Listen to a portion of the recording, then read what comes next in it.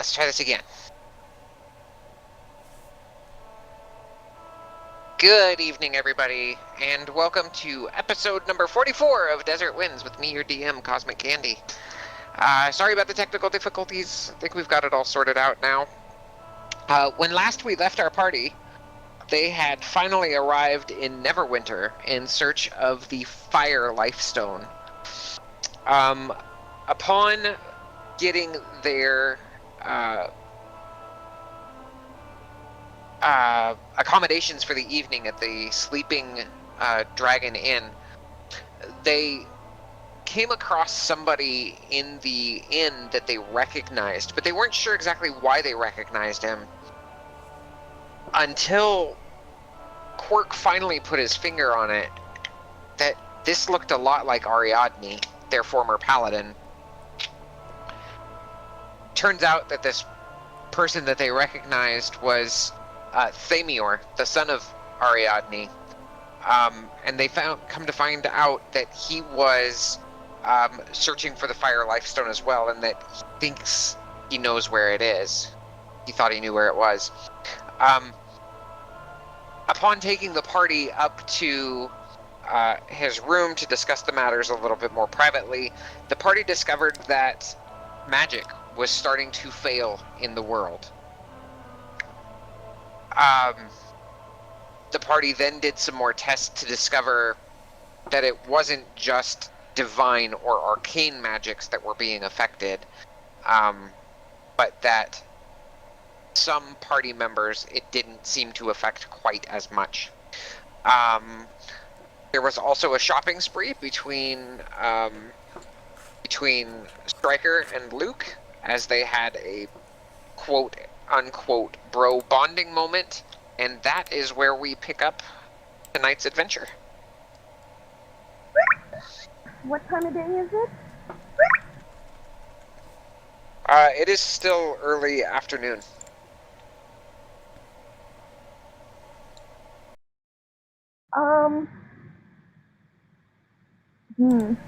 So last thing was we were running from the kobold merchant. Yes. Yeah, Kobold Merchant. Because you kind of ticked him off a little bit, Luke. A little bit.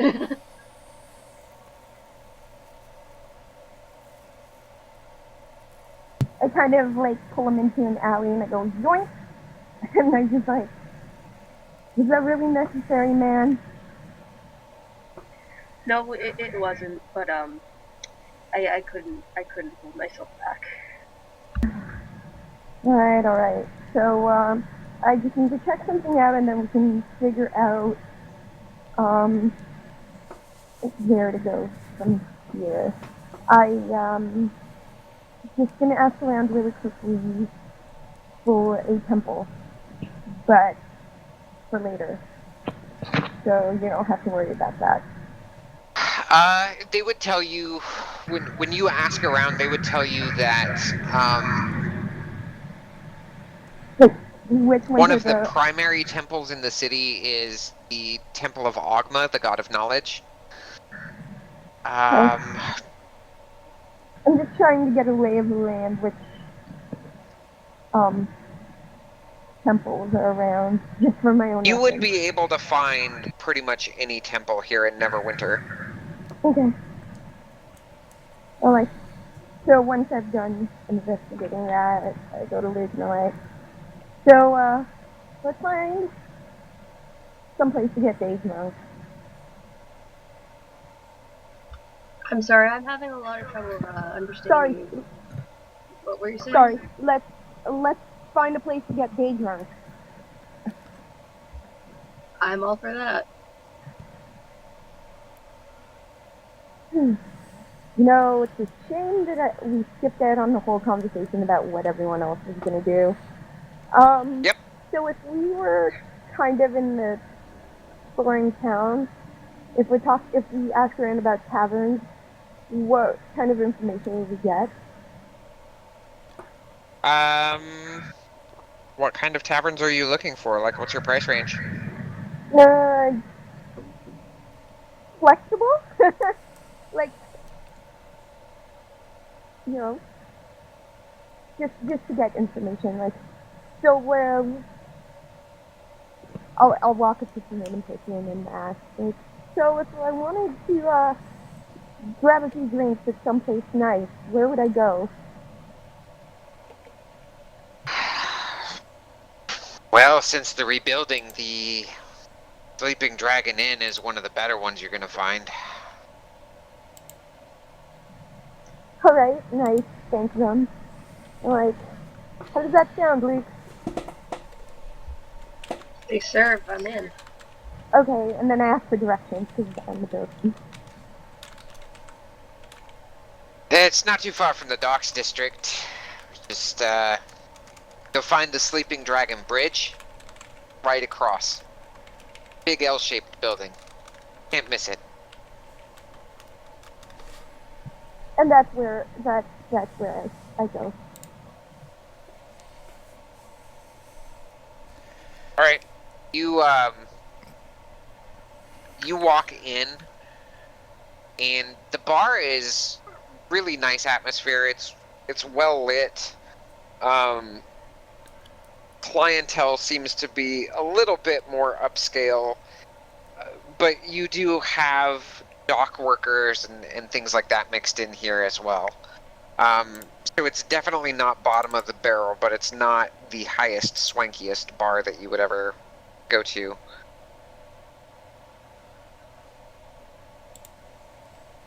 Okay. It reminds you a lot of Jewel of the Sands, to be honest. I feel homesick. I feel appropriately homesick, and then I move on. So I enter the tavern. Okay. After the revelations upstairs and the panic that Ven is in, with nothing to do at the moment, he's going to go down to the bar himself. Because he needs a good stiff drink. Striker Luke, a couple minutes after you're here, you see a very harried Ven come down to the bar. The look on Ven's face, you can tell he's not seeing anything that's going on around him. He's just sort of staring in space as he's walking, looking like he's just been impaled or something. Doc Brown from Back to the Future, appropriate?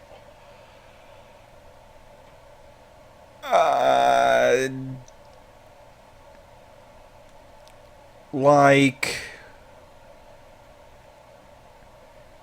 a little worse, actually. That's fair. Yeah. I'm just gonna call over to him and be like, Ben, hey, here.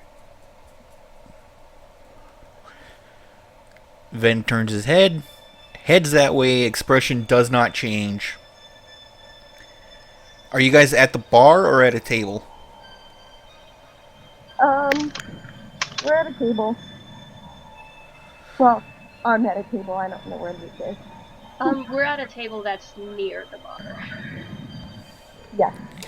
Ven is going to stop by the bar and say to the bartender, putting 2 gold on the bar, the strongest stuff you have that this will buy, and motions to the table where he's going to sit down. Be right with you. And he reaches back behind the bar and starts rummaging through.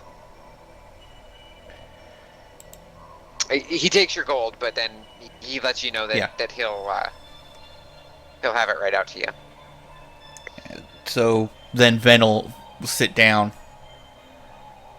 Guys, we have a serious problem. When don't we have a serious problem?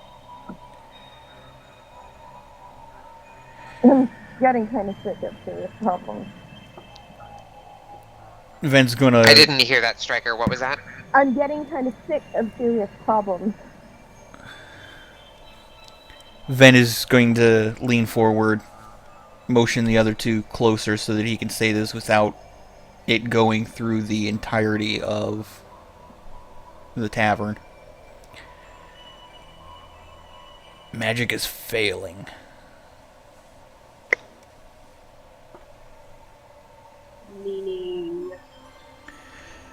Meaning no healing magic, no attack magic.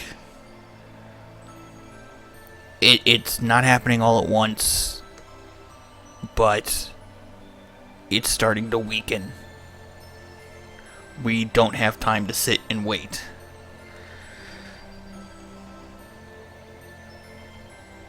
All magic? Yeah. I would just like to try and cast Hunter's Mark. Who are you gonna Hunter's Mark? I'm gonna Hunter's Mark you. Okay. Go ahead. You're gonna Hunter's Mark your little buddy? Apparently I'm Hunter's Mark now. Does it work? Am I marked? It does not.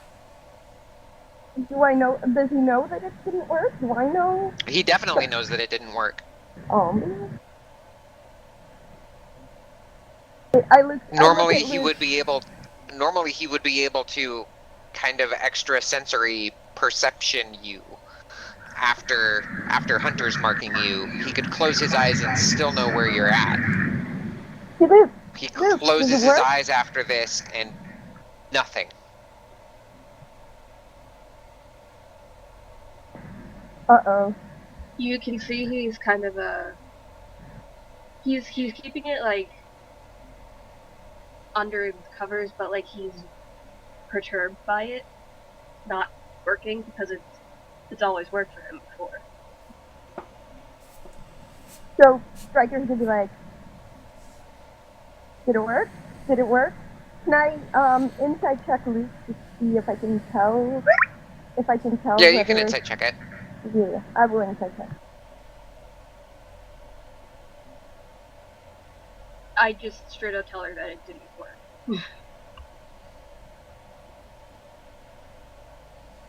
I rolled a halfling one.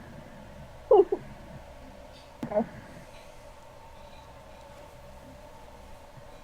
So yeah, Luke tells you straight up that, you know, it didn't work. Side note, that's a really good way not to lose a rogue.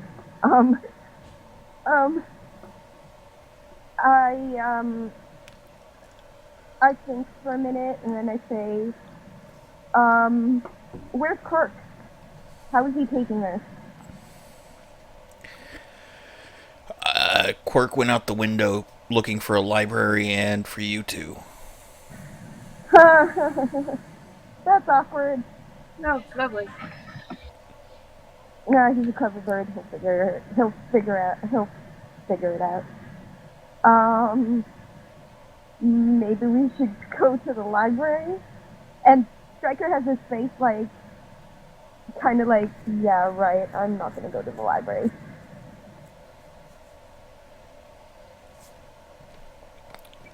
Well, now that we know where you two are, yeah.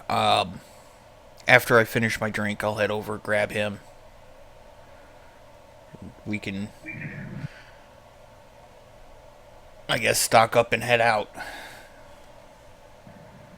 Could I check Zen's whole situation? Because I know he looks kind of upset about something, but I don't know what. Yeah, go ahead. Yeah, I kind of want to insight you. Right about this time, the bartender sets a brandy nifter down in front of you, Okay. Ben, and he says, Tiefling fire wine. Enjoy it. Thank you.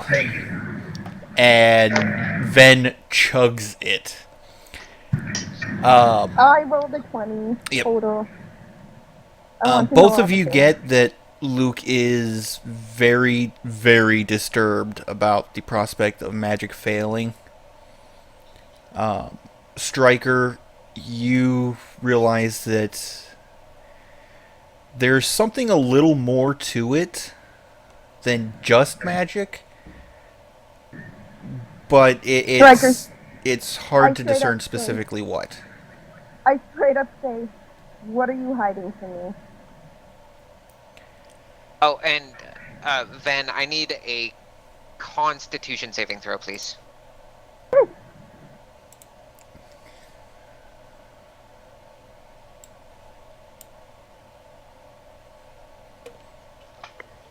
Well saved. Thank All you right. much.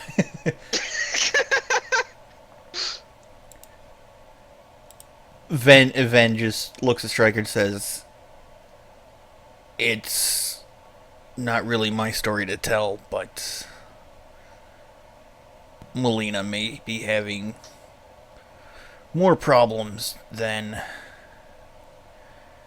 she may be aware of. But if she wants to get into it, that's for her to do." And then Ven gets up and starts heading towards the library.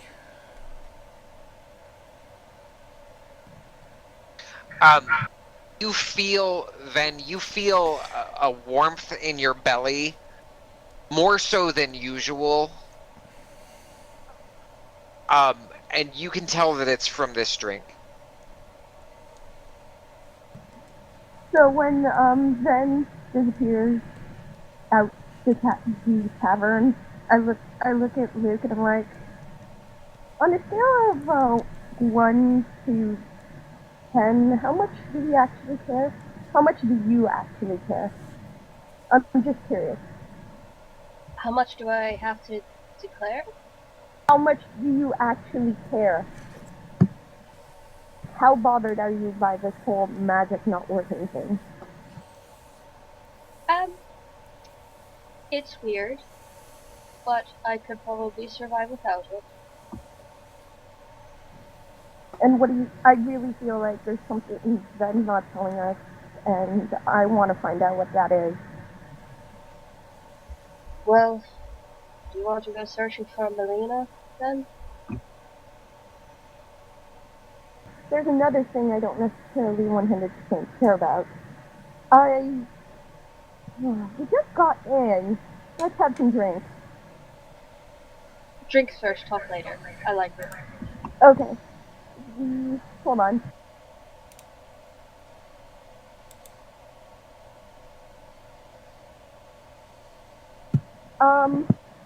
So I'm going to order drinks for myself and Luke.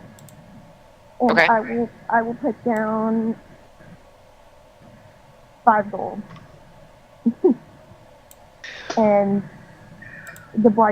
tell the bartender, like, give my buddy here something nice.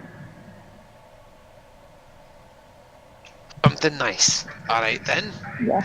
Coming right Something up. nice for the 2 of us with 5 gold. Here you go. And I give it to him.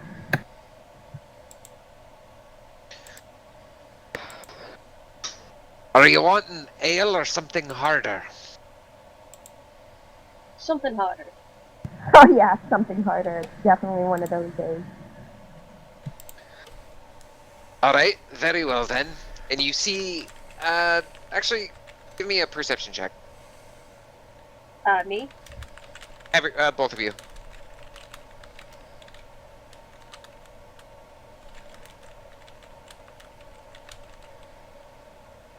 Striker, you see an almost devious little grin creep across this dwarf's face. I turn to Luke and I say, we are gonna get super drunk off 5 gold, man. This is gonna be fantastic. I am so okay with this. So he comes back a couple minutes later, sets down a glass that's taller than a brandy snifter, probably about double the height of the brandy snifter that he set down in front of Ven. And he kind of clanks it down hard on the table and looks at both of you and says, "Tiefling fire wine. Enjoy." And he grabs the empty glass and goes walking back to the bar. A highball probably would Yeah. You just see Luke having the most devious little smirk on his face as he just stares at it and contemplates. Yeah, not quite a pint glass, but I mean somewhere in between like a pint glass and like a highball or something. For the two of us? There's two of them. Okay. One for each of you, same size. Sweet. I would like to propose a toast to the world potentially ending and us getting drunk. To us. And then I drink at the same time as Booth. Alright, so Striker, you slam your drink down. Not slam it, but you tap it on the table once, twice, 3 times, and Luke, you follow along 1, 2, 3 times, and on the 3rd time you just pour them back. Constitution saving throws, both of you. Luke, you managed to save. Striker, as you pour it down, you feel fire pouring all down your throat, hitting your stomach, and then suddenly you look up and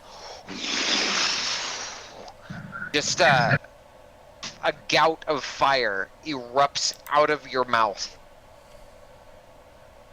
And it's short-lived as it's short-lived as it doesn't catch the ceiling or anything like that on fire. And you take 2 points of fire damage.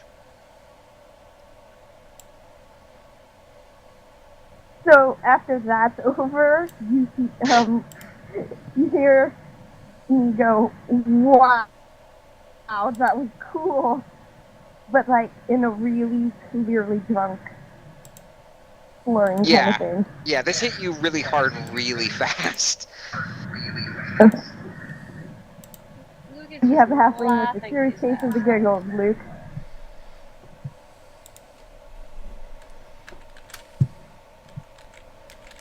Whoa!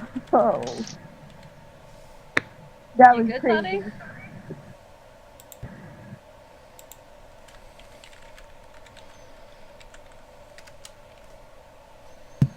Sorry, what was that? You good? Whoa. Yeah, I think so. Fire? Wow. Did you want another? Oh. I'll take another. I don't know about you. You by the next round. Dude, why are you so thinny? Can you just like sit still for a sec? Oh boy. Alright, hopping over to Quirk and Ven. Quirk, you've actually arrived first. Okay. Still no sign of Striker or Luke as you were looking for the Temple of Ogma. Okay. So that is where the library is? Yeah, it was the Temple of Knowledge. It's basically a Temple of Ogma, who is the god of knowledge. And this is actually called... I'm trying to find the...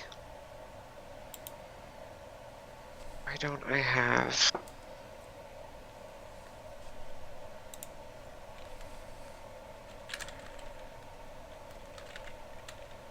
Not all of my tabs are showing up here for... a second.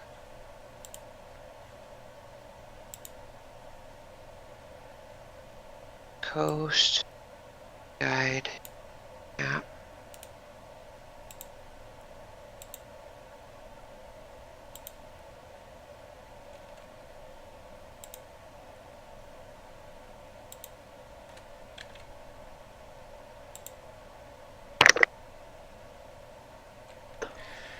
So okay, yeah, it's actually called the House of Knowledge.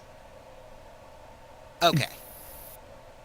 just real quick, in honor of the pun that was made in chat, I'm showing Ven's diagrams. Oops, hold on. Are you sharing this with us? I am. Yeah, I'll put it in the Skype chat. I have it up on the screen real quick. Okay, it's gone. Got it. Let me put it into the Skype chat for everybody.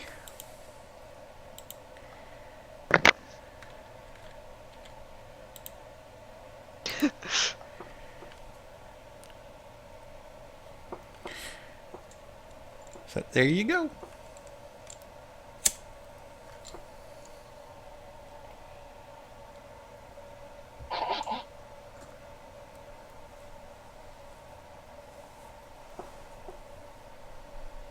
All right.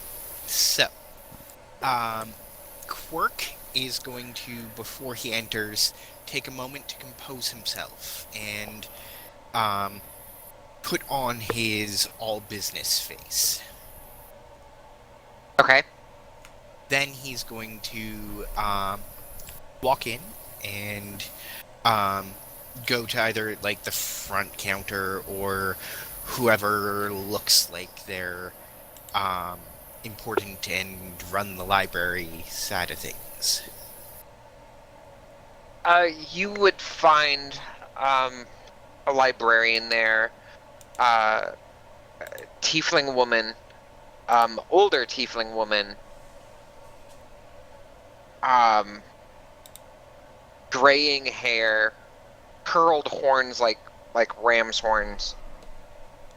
And she's dressed in robes that have the symbol of Ogma on them. Okay, so he's going to go up to her and say, "Hello, I'm a dignitary from the elemental plane of air, and a representative of the Phoenix Accords with the elemental plane of fire. I'm here to help you with your volcano problem, but I need some help." She looks at you,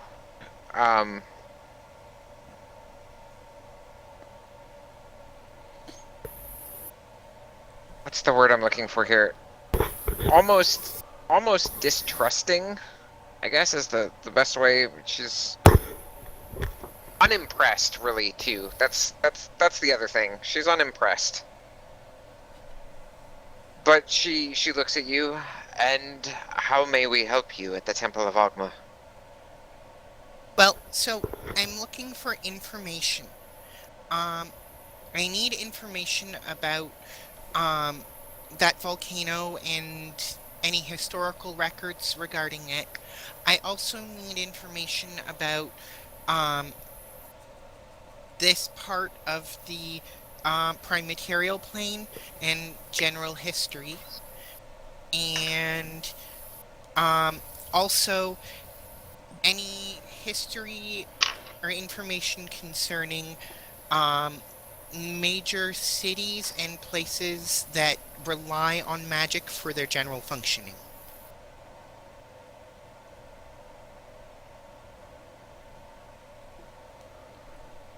Say those slower for the DM one more time. Okay, so I need information on that volcano and its history. I also need information on this general area of the prime material plane. So basically the history of this area. And I also need history and information on major cities that rely on magic for their primary functioning. All right. So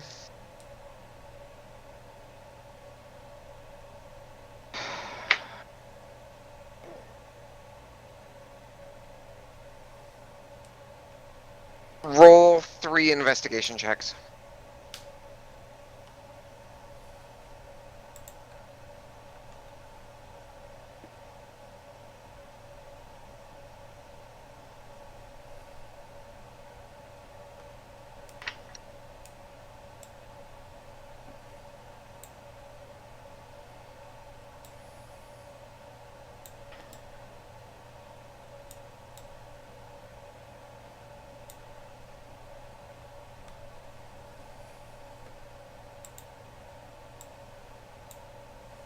The first one was information about the prime material plane. That would have been information about this the volcano and history regarding it. Okay. So.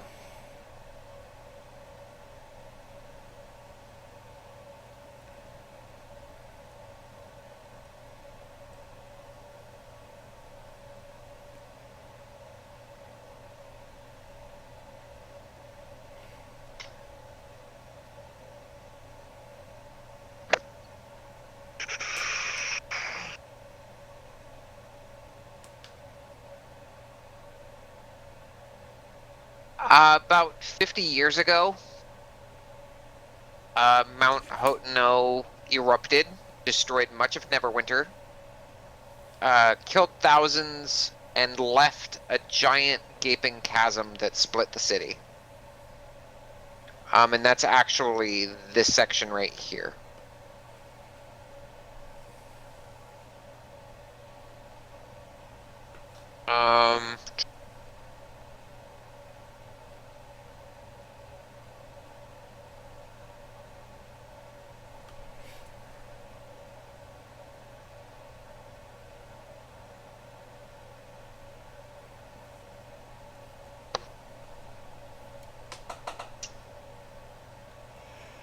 And then once the volcano erupted, of course, there was a bit of a power vacuum, and neighboring cities and even groups as far away from Thay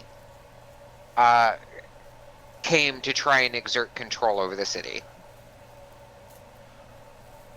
Okay.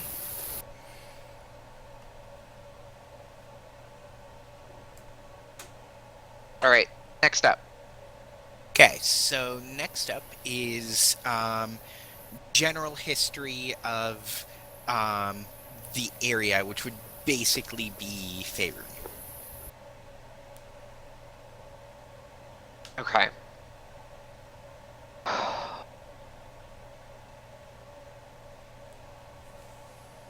And on that, he'll actually ask them if he can hire a scribe to copy it out so that he can take it with him later, rather than necessarily reading through it right now. Okay.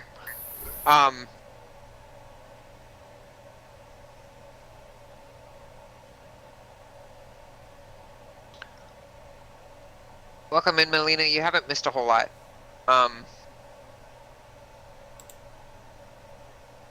Okay, so for the area of Faerun, you get that there was a spell plague here that that opened up giant rifts and chasms underneath the underneath Portal, underneath Faerun, which actually opened up new entrances into the Underdark. The Red Wizards of Thay haven't been seen a whole lot since the Spell Plague. They are still around, but in a lot fewer numbers. And as you recall, you saw one of the Thayan vessels right about the time you guys met Captain Seabreeze.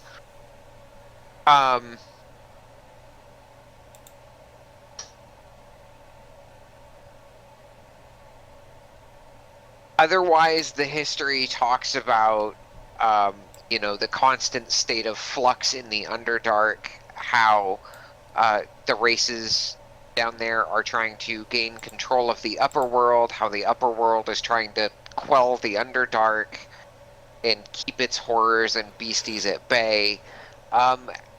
Everywhere you look, it seems like there's constant struggle and strife. Okay. Would this be enough information to make history checks a viable thing? What specifically are you looking for through the history check? Just basically, I've been avoiding doing history checks because I have no knowledge about this area. Have I collected enough information now that I could do history checks in the future? Yeah, I'll allow it. Okay, perfect. So then, the last thing that he was looking for is information on cities that rely on magic for their primary functioning, and he's actually going to be kind of directing it toward places that would be in danger if magic failed.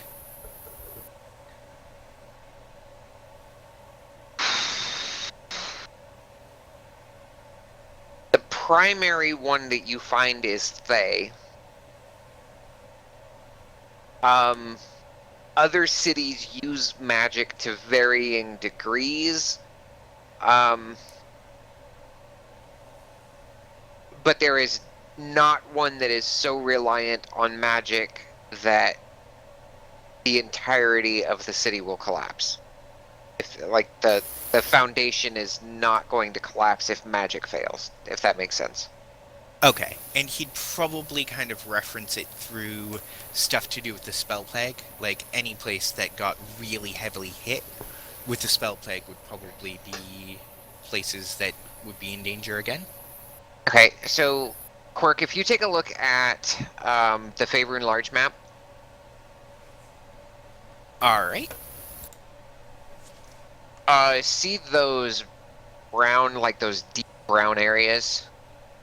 Okay, so it's giving me issues in loading it.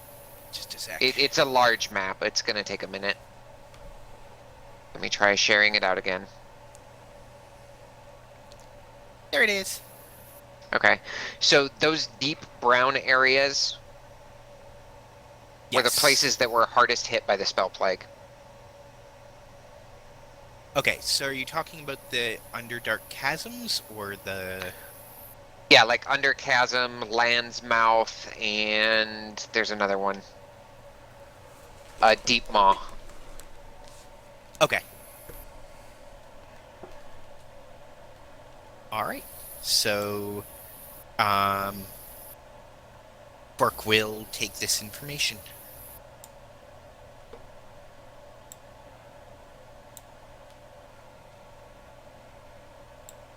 If I'm remembering right, let me double check something here real quick.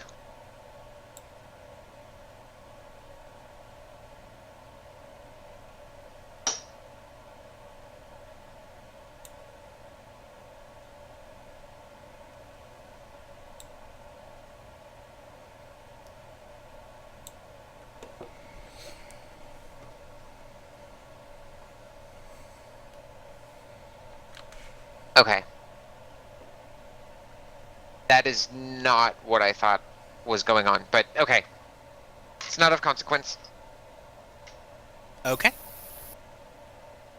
So yes, he will thank them for their help, and he will give them a generous donation for their help. This tiefling woman still seems rather cold, but she thanks you for the donation and wishes you well in your travels. About the time you're leaving, you see Ven walk in. Oh, hi, Van. Quirk, we found Stryker and Luke. That's good. I found lots of useful information. Good. Can you help me walk back to the inn? I'm a little dizzy and a little inebriated. Oh yeah, no problem.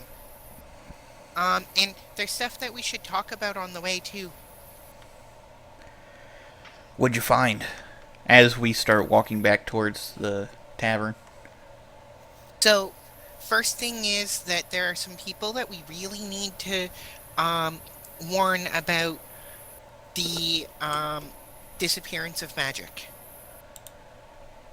Who would that be?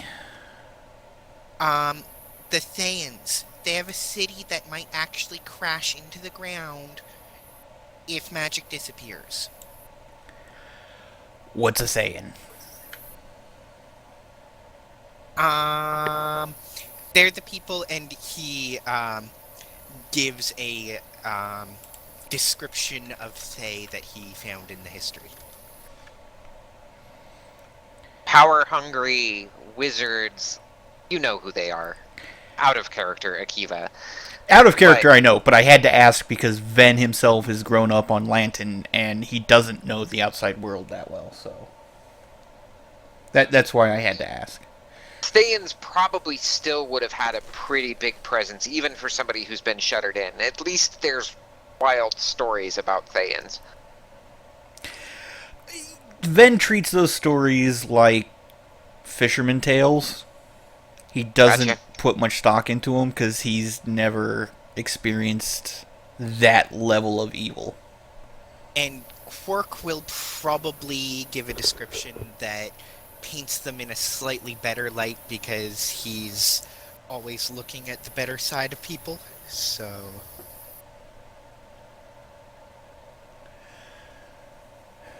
Yeah. I mean, that's fair. That's fair. So, all right. So you describe the Thayans then, Quirk, to Ven. So, they're a very magic-centered society that have kind of abused their power in the past, but they're really, really dependent on their magic, and they've built their entire society around it.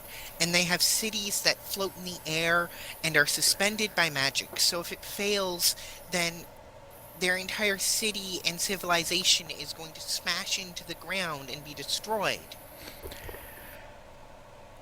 Okay. Where exactly is Thay? So he pulls out his map with the epicenters on it and points it out. It is on the other side of the continent. Yep. Across the sea of fallen stars. Quark, we're gonna have to wait until we get over there. I know that it's not something that we can do immediately, but we should probably see if we can send out some sort of message or anything to try to let them know that they have to be worried about this. Well, between what you've told me and the old fisherman tales I've heard, they isn't exactly a nice place, so good luck finding a messenger that'll go there, but I agree, we need to warn them for the innocents that may live there, if nothing else. I agree.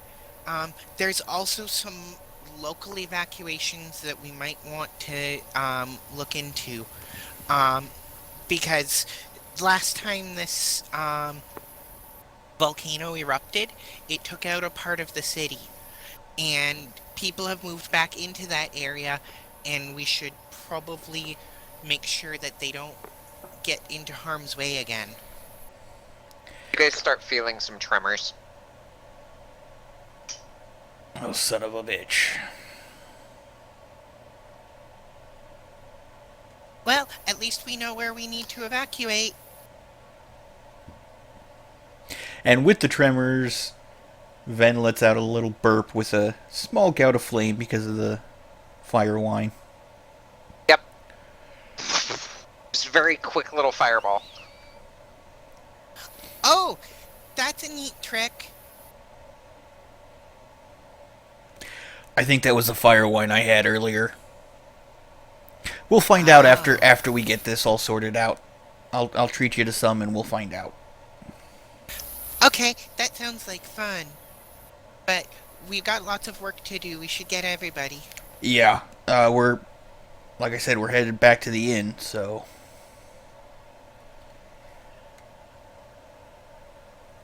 Alright.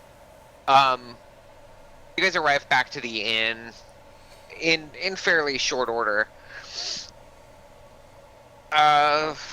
Melina, you were upstairs with Thamior. Leonis was upstairs with Thamior.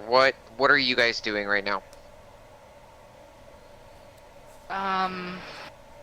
I would actually probably stay with him because he's a stranger to me and I don't entirely trust him, and he knows quite a bit right now.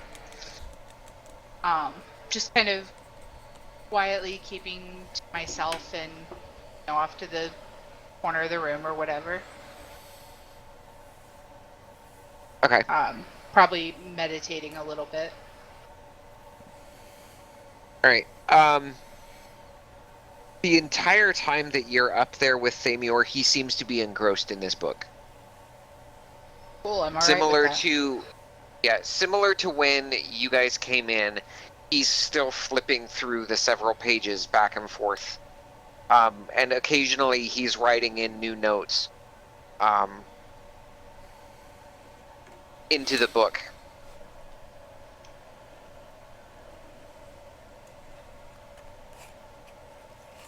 Sounds good.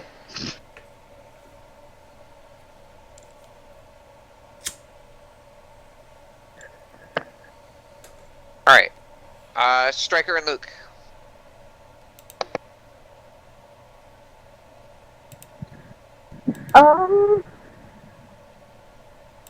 Wait. I guess it's here's my then- biggest question real quick. Are you guys still in the bar day drinking when Van and Quirk come back in? Probably. Well, I Well, I don't know about Striker, but Luke, is Luke still drinking? He's light rage control. Okay, we're still in there, I guess. All right. So Van and Quirk, you walk in and see Striker and Luke still drinking. I stop over. You guys would have felt the tremors.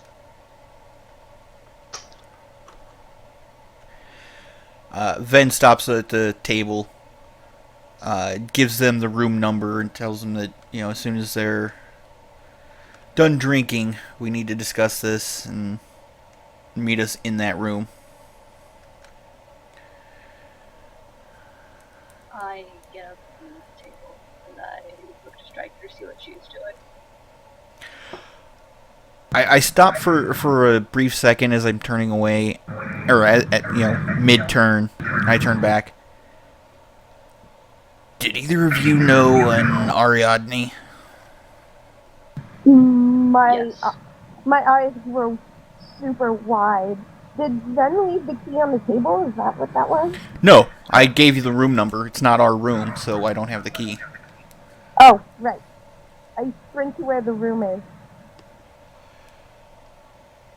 Gone like the wind. As you start sprinting off, we found her son. Gone. Just gone. I run to where the room is. Okay. I give a glance at them. I follow. Is the door locked when I get there? It is not locked. I stop at the door. It's closed, right? It is closed, yes.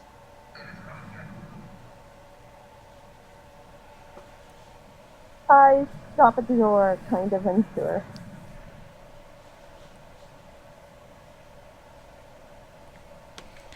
And wait for everyone else to catch up, I guess. Okay. Ven just reaches over Striker's head and knocks before opening the door. You hear Thamior's voice come through. Come in.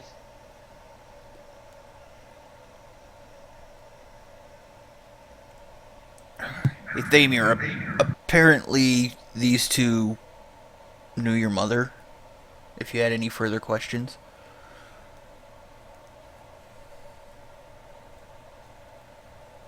He looks up reluctantly from the book and looks at both you, Striker, and you, Luke.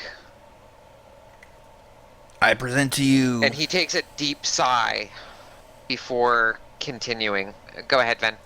I present to you Striker and Luke. A pleasure to meet your acquaintance. I suppose the only question I have is if she ever spoke of me.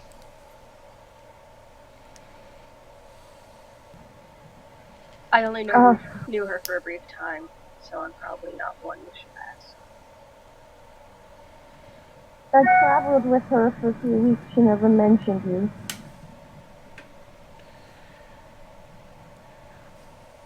I guess And- that is all I need to know then. And Ven facepalms for speaking without thinking.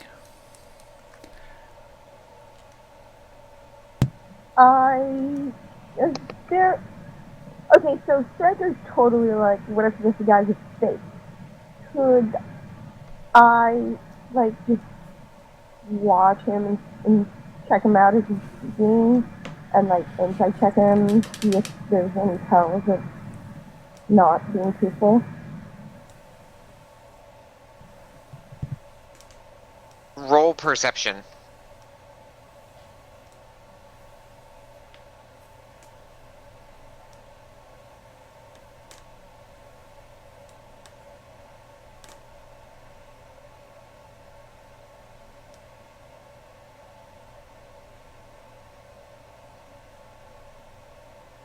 Like, I was thinking I'd like to insight check him, but perception's fine. Here you go. Well, insight isn't going to help you much in this situation. Perception is more applicable, because you notice that he looks very similar to Ariadne. Very similar.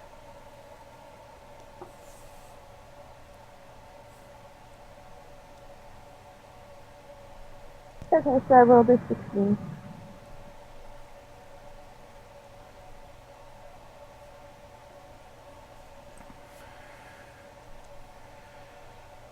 And that's what you got out of it. He looks very similar to Ariadne.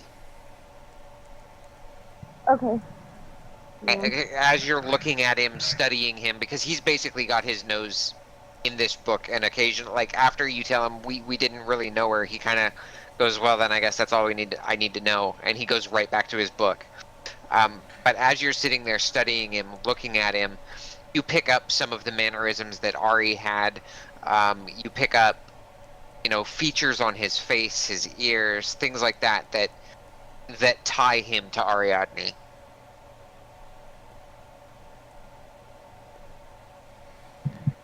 Alright. So why are we all here then? So, Quirk is going to step up and ask him, do you know if they've evacuated the old lava channel from the last time the volcano erupted? I don't imagine that they have.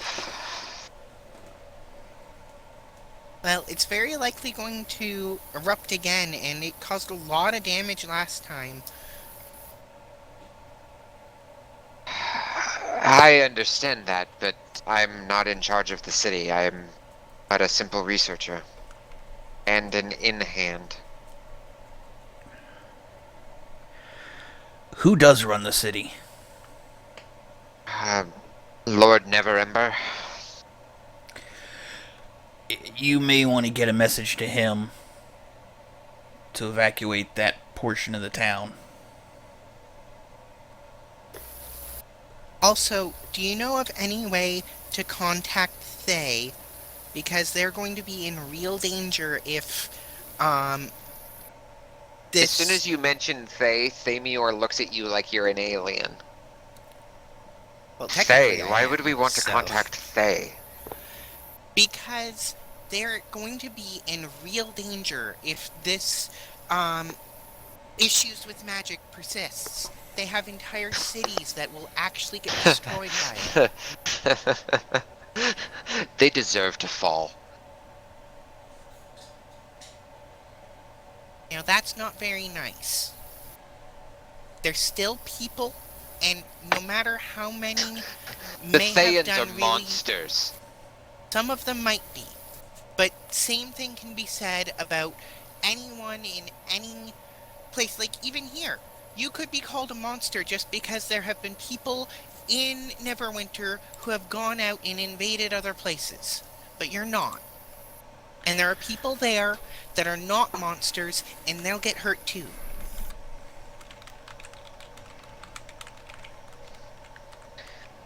Thay is beyond my scope of caring.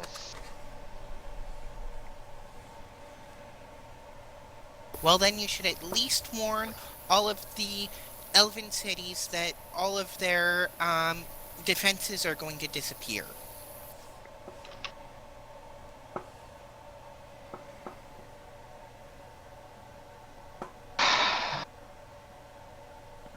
I'm sure Lord Neverember won't even listen to me. But You're a researcher. That's more important than the people who run a city. You found out something that's really important. You need to make sure that people know about it. I think starting off the conversation with magic is failing will get his attention. all right, I'll try it your way then. And We'll be there to back you up. so we're going now to go see him. I look at the group. I thought we were going to try and get the Firestone to maybe prevent the volcano from erupting.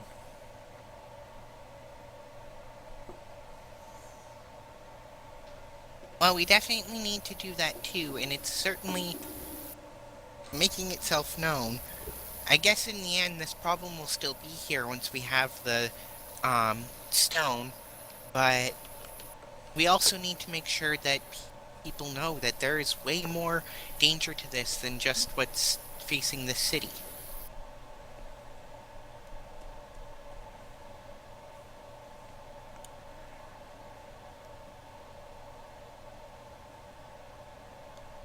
I will follow your lead, adventurers. Until recently, I had been studying magic, and I had been researching. I have not been out into the world a whole lot. I will follow your lead.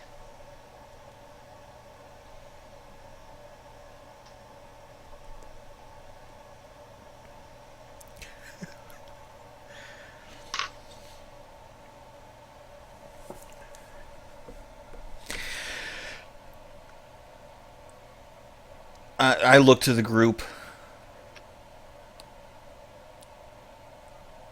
So, what's our first course of action? Are we going to the volcano while our new friend here goes and convinces Lord Neverember to evacuate that portion of the city? Or do we go with him? Or does he come with us? Or what?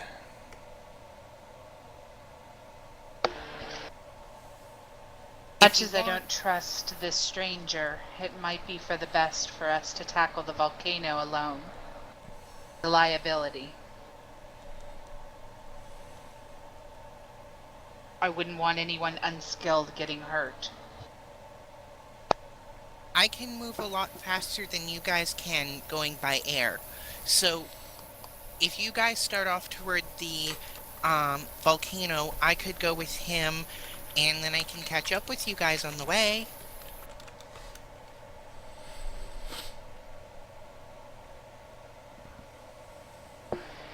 I would have no issue with that. Sounds like a plan.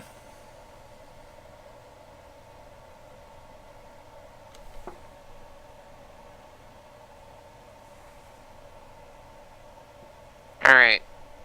Are we to go immediately, or are we going to wait for those two to sober up?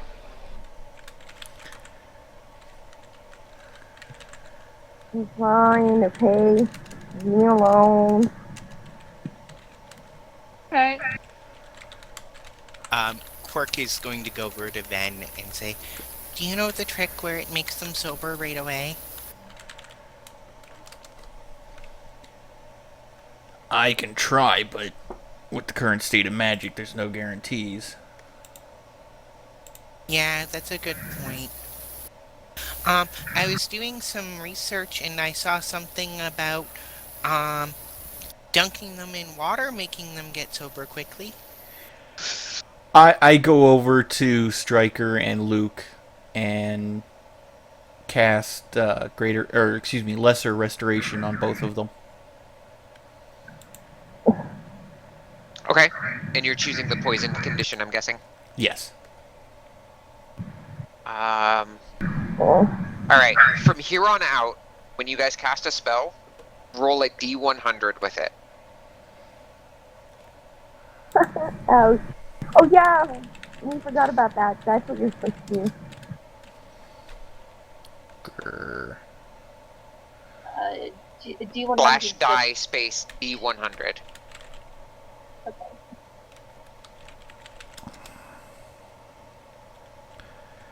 It does not work then. On both of the spells or just the first one? For the first one, you can try it again. Every time you cast it, you get a new roll. Wow, that sucks. Oh, nope. It does not go. Okay. I will cast them at 3rd level because I'm out of 2nd level slots. Target is 25 or higher, right? Correct. Well, 26. 6, okay. So that one works.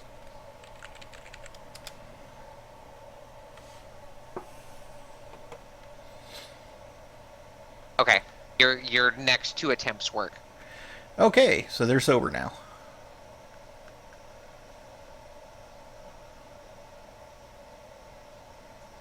Yep.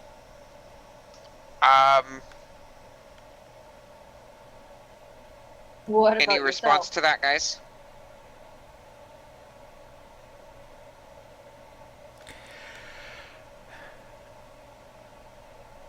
It's going to take probably a little more than a day to get to the volcano, so hopefully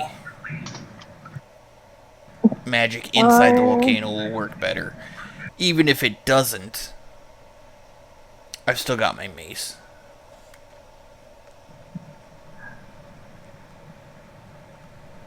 There's something I'd like to do before we go, and I'd like to do it on my own. So I'm going to tell you that I'm going to probably disappear at nightfall.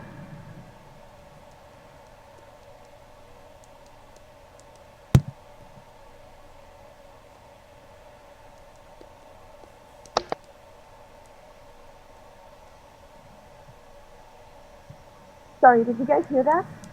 I did. Okay. I heard it but didn't understand it and wasn't sure if it was towards the group or towards Just the the DM. group in general. There's something I want to do on my own. I'm probably going to disappear at nightfall. Does it need to be done in town, or can we read?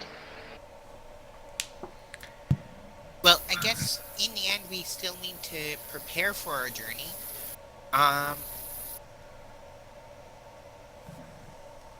So maybe we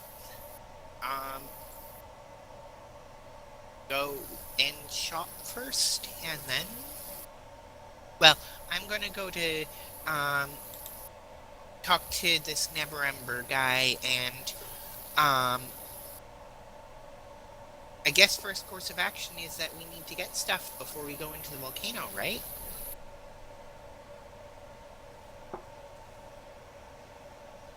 It would probably be wise, but I'd like to take care of this as soon as I can. Yes, I get it. It's an emergency, the world is ending, we can't stop to take care of ourselves. I get it. I'm leaving at nightfall, I'm doing my thing, deal with it. What time of day is it, by the way, DM? Is it still mid-afternoon It's at this point? Early evening? starting to get into early evening. I say we get a room and leave at dawn.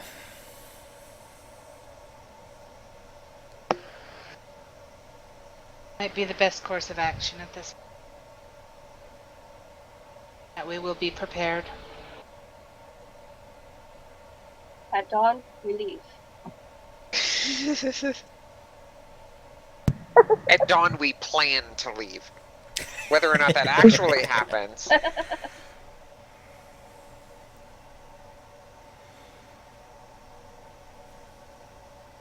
Okay, then I guess it's time to go and talk to the Never Ember guy. I guess if we're not leaving until morning, whoever wants to come with can come.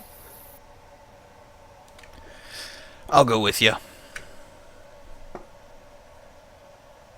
I would offer, but I need to look into some potions and weaponry.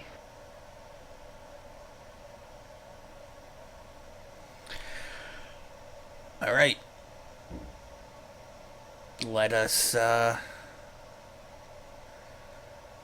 We'll convene here after we get done with our individual things, I guess. There.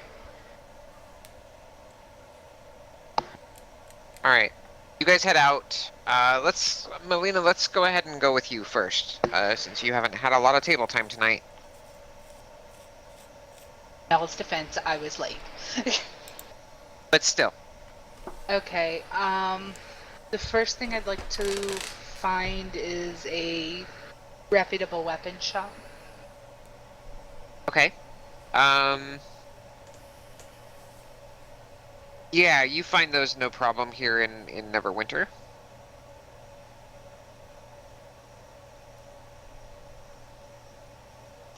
Shop you find has has two swords crossed facing down, blades are facing down.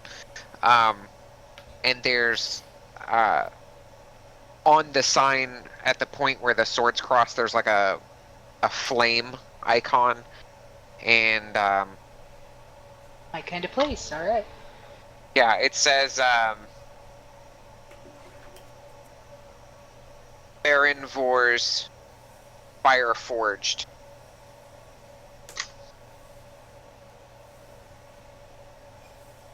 Sort of pull back my hood and I'll enter the shop kind of smiling and just sort of browsing. Particularly seeking out enchanted blades. Alright. Looking around, you don't see anybody in the shop currently. You did hear a bell as you came in. But there are racks and racks of weapons. There's several barrels that actually have leather tubing inside the barrel, and like swords are put into these tubes to keep them from touching each other, and causing the metal to corrode and such. So whoever is running this place obviously knows what they're doing.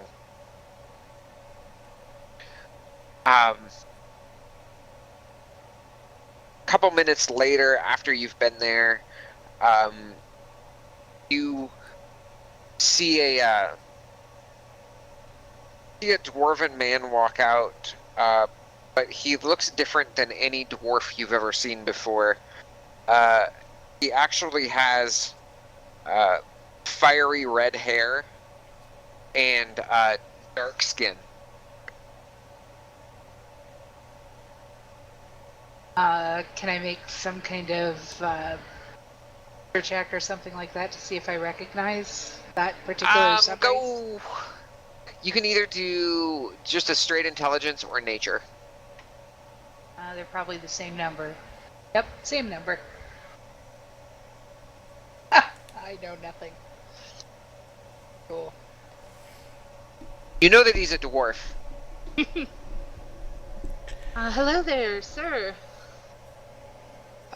Hello. Hey, I'm told this is where to go for fine blades. Aye. Excellent. I'm looking for something light but powerful. Are you thinking rapier then? If possible. Possibly a short sword, but I prefer the rapier.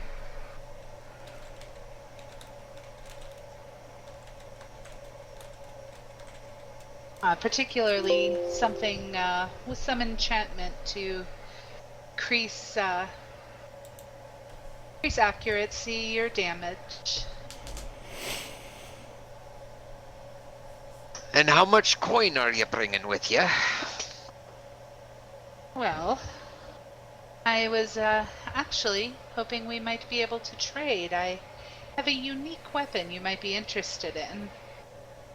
Kind of, I'm assuming there's like a large counter or something. Yeah. And I'll just pull the hand axe from my pack and kind of set it down in front of him.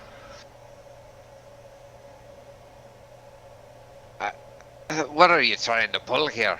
This is just a simple hand axe. Oh, no, no, no. This is a very special hand axe. It Go on has then, enlighten me. some unique magical properties I've never seen before.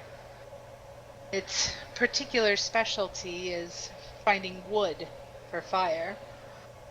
It's also exceptionally deadly to any plant material. Of course it is. It's an axe. More so than a common axe, my friend.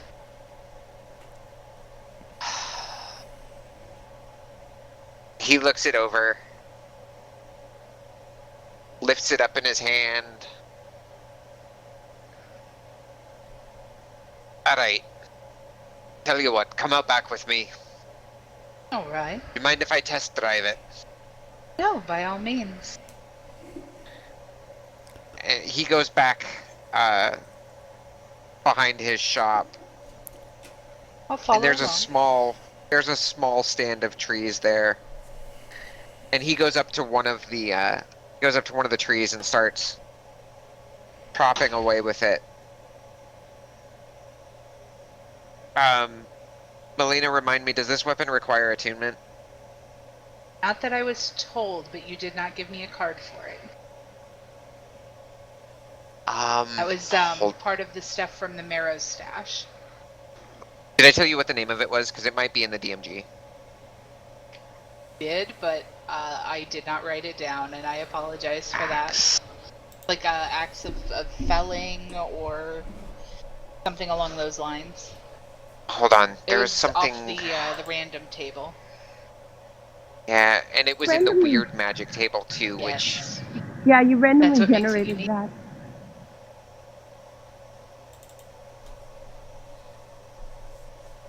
Spelling unique here. Yeah.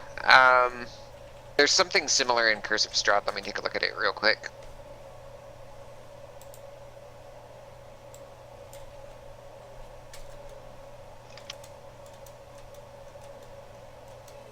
Axe of Pruning?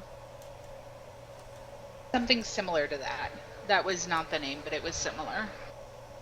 It was like, I want to say +2 against plant or plant-based. And it also created firewood. Okay, yeah, so I'll incorporate that into this. This weapon does not require attunement. Okay, so we're gonna use that as a base then. That works. And let me see, I don't think that was one of the ones that I actually got written down. I think I gave that to you before I decided, oh hey, it'd be a good idea to copy and paste these into my notes. Probably is. That was a weird day. That was a very weird day. I've got the Quiver of Transformation, but I do not have the axe there, so... Alright, so anyway, moving on. He strikes the tree with this thing, and he's expecting it to go about a quarter of the way in, and it goes about halfway. And you see his eyes get a little bit wide, and he looks at you, and he pulls it out, and he swings again, and he yells timber as he hits it. And this tree comes toppling down on his second hit. And once the tree is felled, the tree hits the ground, and then in very short order it just becomes a stacked pile of firewood. Impressive, isn't it? Alright, you were telling the truth. See, I hope you don't blame me for my caution. I get a lot of travelers around here that try to sell me junk. I understand, and something this unique, it's not unheard of to be I, I, I appreciate your honesty. Let's talk. Naturally. Let me see how much that axe was worth.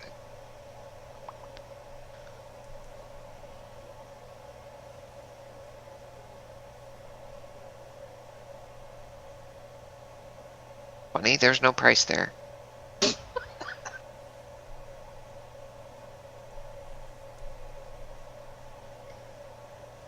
Awesome, wizards, you're killing it here. Okay, so They he usually do the pricing by rarity category. mm,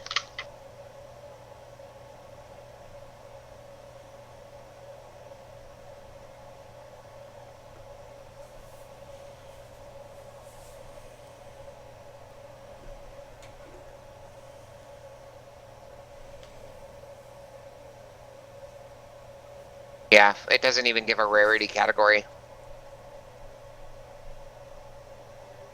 Shall we wing it?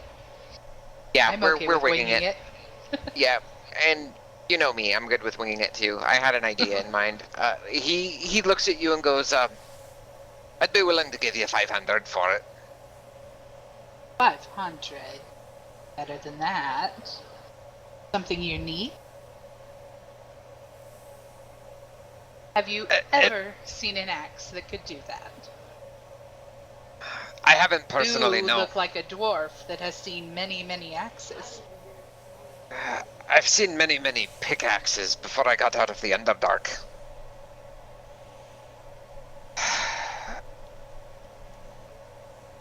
But here's the problem I'm faced with. Your average adventurer doesn't want an axe that can turn trees into firewood. They Really? want an axe that can turn their enemies into dust. Yes, but Which I suppose don't if you're only deal fighting with armies of adventurers. trees, this is a good axe.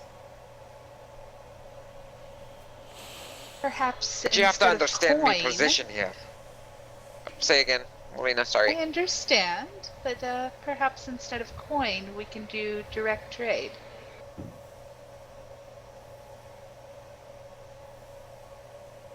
Alright, I'll tell you As you what. can see, I am currently unarmed,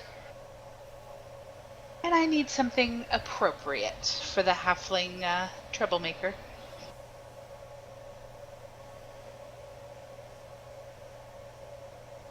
Tell you what. Let's see here.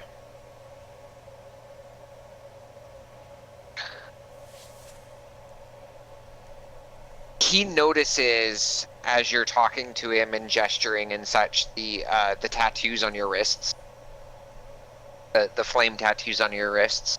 Uh-huh. I see you've got a bit of fire about you. I acquired something the other day from a fella. Why he got rid of it, beyond me. Not my place to ask. But I'll give you a good deal on this weapon. All right. I'm listening.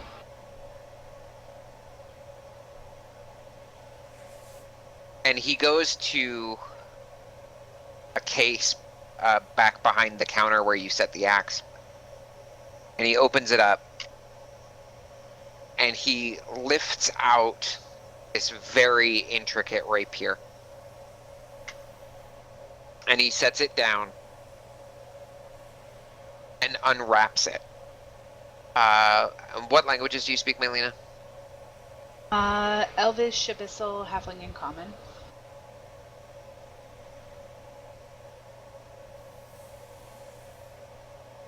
Okay. And let me take a look at something else real quick here. I just like making you look weird stuff up. You know that, right? I know. It's good. It's all good.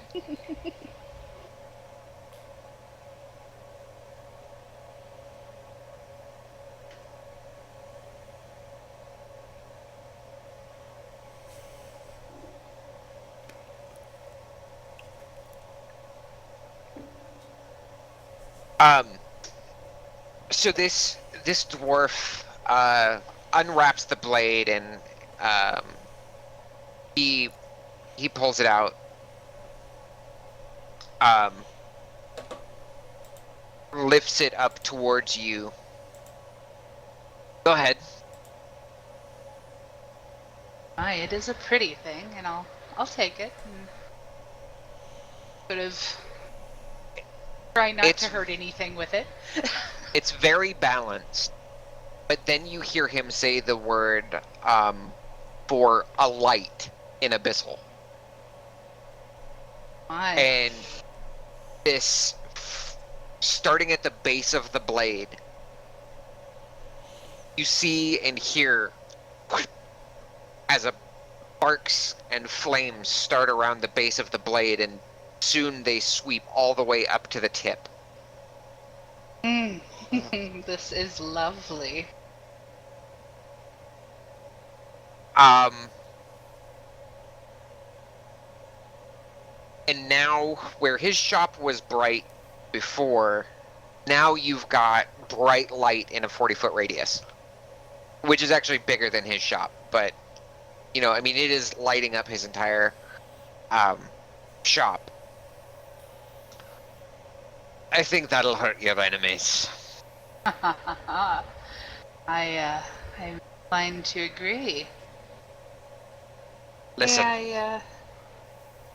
I'll give you a little bit more credit for that axe than I intended to. You would still owe me 500 gold. Is that agreeable? I am, unfortunately, a little light. Call it 250 additional? Of course you're a halfling. Well, you know, us kinfolk like to travel light. I could go an additional 250. I think that would be quite fair. Roll persuasion. I guess this didn't get heard. I guess I was on mute. I meant to say that I handed her 100 gold from the party funds. Okay, yeah, I didn't hear that. Alright. It's okay. You want a persuasion? Yeah, you don't want a persuasion for me, deception? please. Yes, ma'am. This is more persuasion than deception. I'm not lying to anybody. Well, that's a halfling 1, or that's actually That a is 1. a 1. Try this again. Come on, purple. Yes! Alright.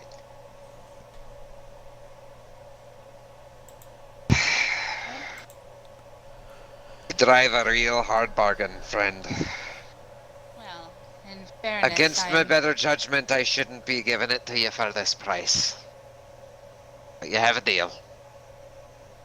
I'll just kind of smile brightly as I hand over the coin and say, thank you, sir, in Abyssal. And he looks at you confused. I'm, intrigued by this blade. May I ask, I know you probably didn't get a name of the individual who offloaded it on you, but perhaps a description.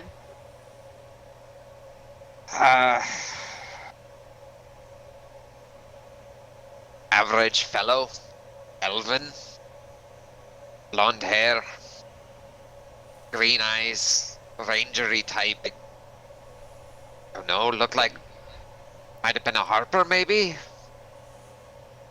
Emerald Enclave, I don't know, they all look the same to me. I've only been up here for a while. Huh.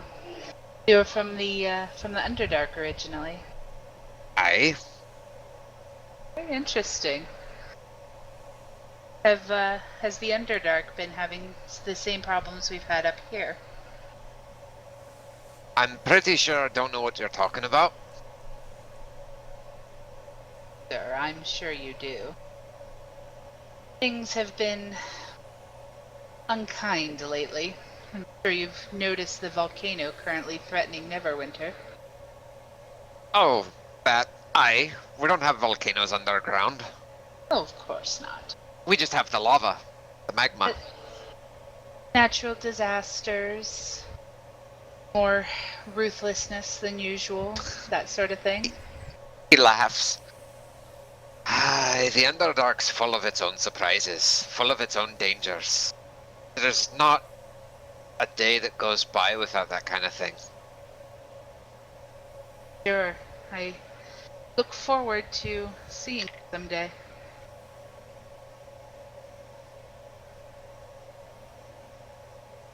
But you see him take the axe now, and he wraps it in the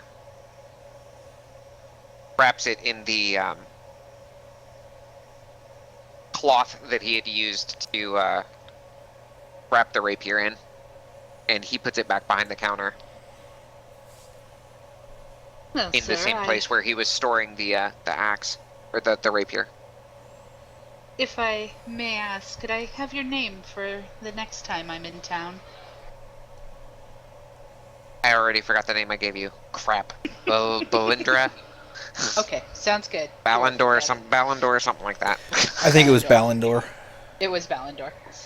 Balindor, it's a pleasure making your acquaintance, and I appreciate your hospitality. Notes, NPC names, etc. Hey, you. And just graciously bow out, kind of cradling my sword. I actually have no belt for this sword, so I will, I'm actually just going to head back to the inn and wait downstairs for the rest of the group with examining my new toy. Okay. And I'm good. Do you say the word Yes. alight again? Okay. Once you do that, it extinguishes, and I will get you the card for that in just a second here. Beautiful. Thank you.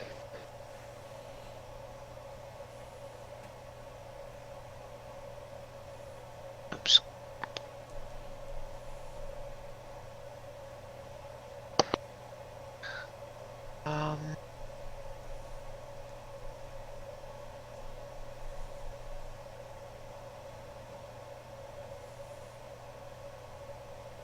It should be on your sheet and on your actions tab now, Melina.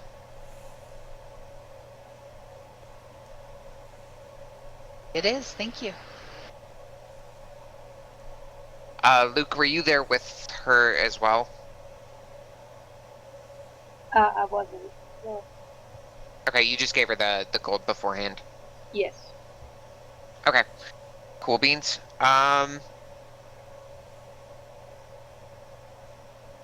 What else are you guys doing?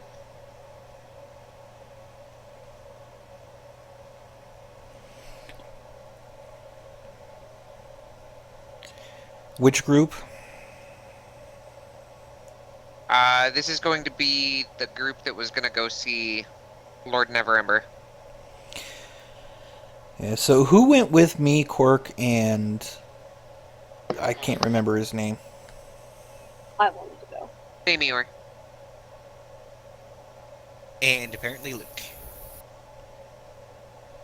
All right.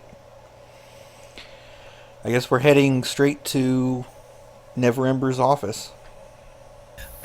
On the way, Quirk is going to say to Ven, do you have the life and death stone? No, I gave that back to Leonis.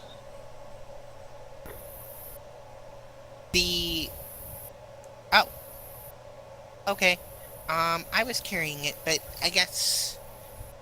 Okay. Oh, no, that's right. He had the water stone. I did hand it back. I would have handed it back to you, Quirk. Oh, okay. Then I can take that. And, yeah, we might have to, use it to convince him because it's evidence that the research is right. No. We tell them about the immediate danger of the volcano. We tell him about the problem that magic is failing, and that's as far as it goes. He does not need to know about these stones. We need to keep that as quiet as possible. But isn't he immortal?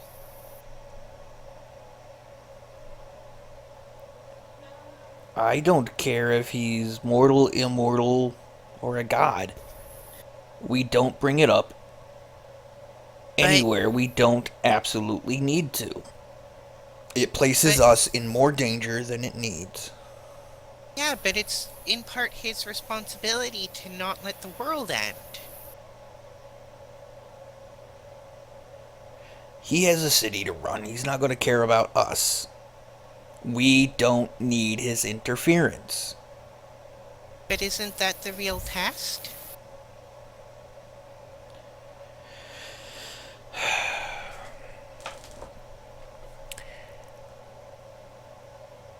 The more people we bring into this, the more likely someone who is not trustworthy, somebody who wants the world to end, somebody who wants to use these stones for their own gain, is going to get involved and possibly destroy the world with their greed. But then isn't it the job of everyone else to make sure that they don't? I mean, if we're going to become creatures of the higher levels, then don't we need to learn how to deal with this stuff head on? Not everybody is like us, but Quirk, when you leave things to, oh, everybody else needs to make sure it doesn't happen. And at this point, I look over at Ariadne's son, because, this is just from what I've gathered from our conversations. Places like Thay happen. Well, I'm not Where saying that we leave it to everyone else. I'm saying that we should let everyone who's actually involved in this know about it, and then if they try to do something wrong, we stop them. Or we can give them the warning that they need to get their people to safety, while we take care of this without interference and probably a lot quicker. You're rolling dice on a problem that is life-threatening, and that's not something you want to roll dice on.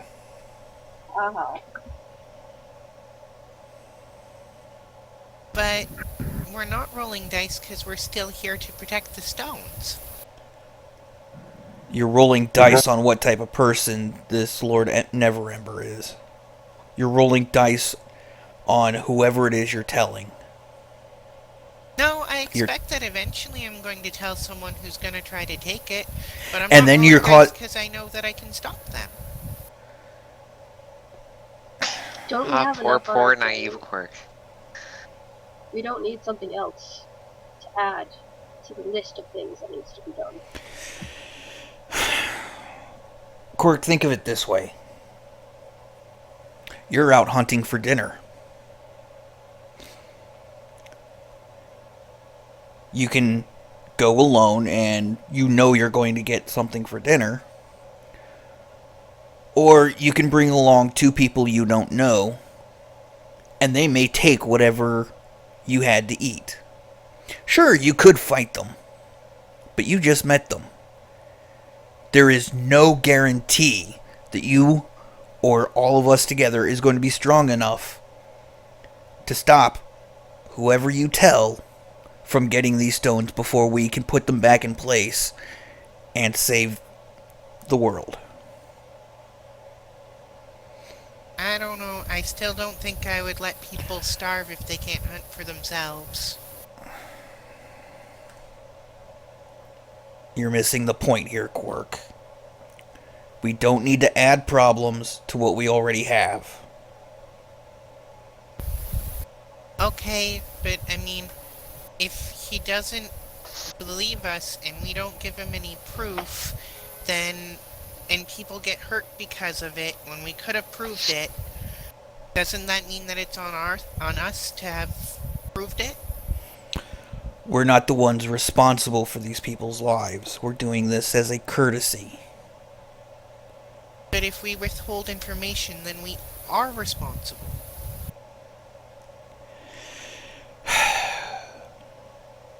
The information that is in we wouldn't need to necessarily change. I'll let you know. we need to focus on the information that is pertinent to the problem at hand. The problem at hand. People are in the way of a volcanic eruption. The volcano going off is the problem. The cause of the problem is not the issue that Never Ember can deal with. The problem is that he has people who are in harm's way. He can fix that. We Could can also fix the other problem. We only took it on as our thing to do to solve this, when it could easily actually be him who sends people to go solve it.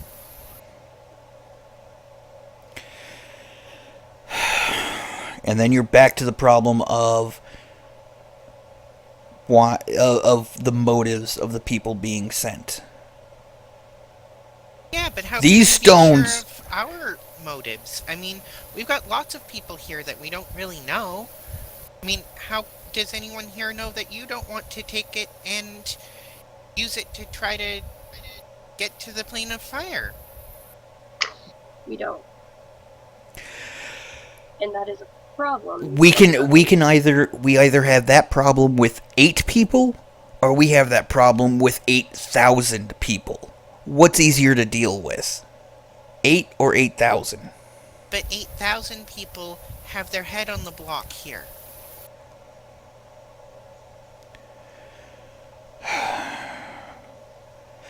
Quirk, at this point, you're just being stubborn for stubborn's sake.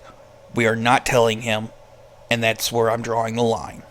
Let's continue on. Okay, I won't tell him, but I really think that Noted. this is bad. All right, you guys walk to Never Ember Castle, and it is a large, imposing structure. Neverwinter map here. As you cross the Sleeping Dragon Bridge, it starts to come into view. And there is a lot of foot traffic across the Sleeping Dragon Bridge, even at this time of night. As you're entering onto the castle grounds, you come across a guard gatehouse. There's a portcullis that's actually opened, and the guards are standing on either side, and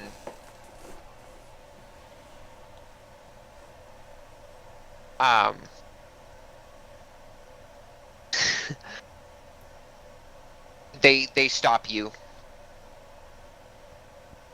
Greetings. What's your business in the castle? We come with a message for Lord Neverember.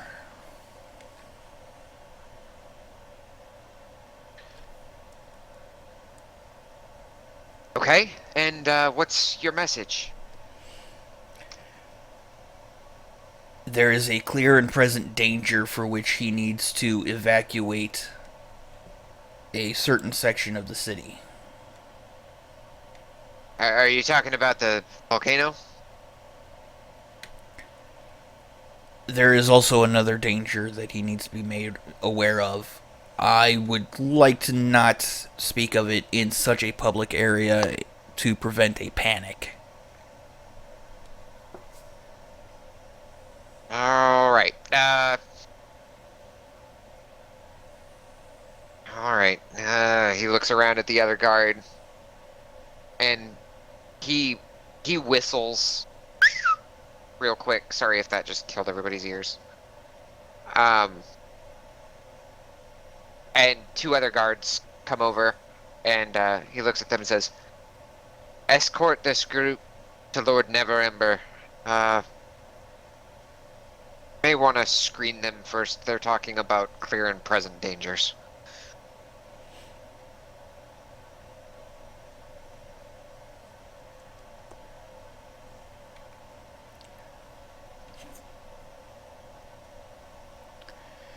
So we follow along. They take you into the castle, and it's in an ornate stone structure. Each of these bricks is about the size of several dwarfs, stacked side by side and standing at their full height. Like, if you laid dwarfs down, it would be like 3 dwarfs wide, and they stand as tall as a dwarf.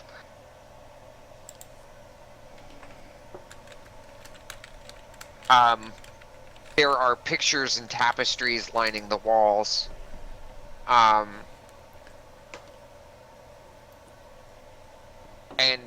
pretty soon they bring you into an antechamber, and you see a man with a red plumed helmet, wearing full plate mail. He's got the visor on his helmet up, and he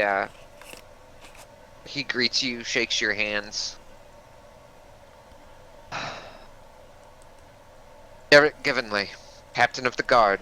I hear you're here to see Lord Neverember. Yes, I am Vengeance, High Cleric of Lu of the Lantern Isles.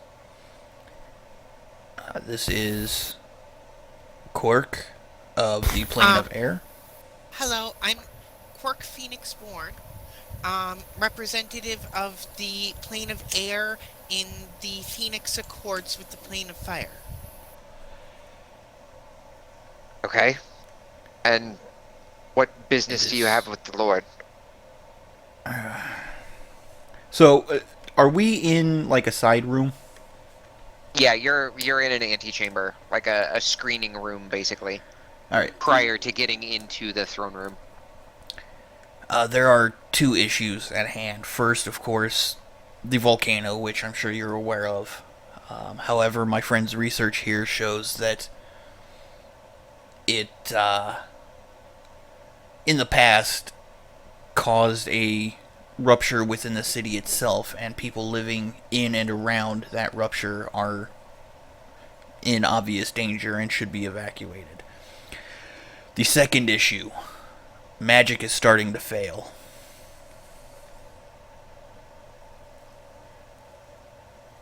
That second one could turn out to be just as devastating as the spell plague. Oh, well, yeah, that certainly is a problem, but what proof do you have of this?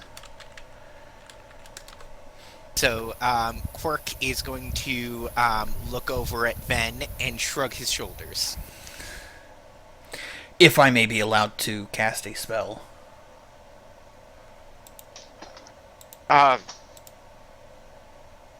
You see the guard very much...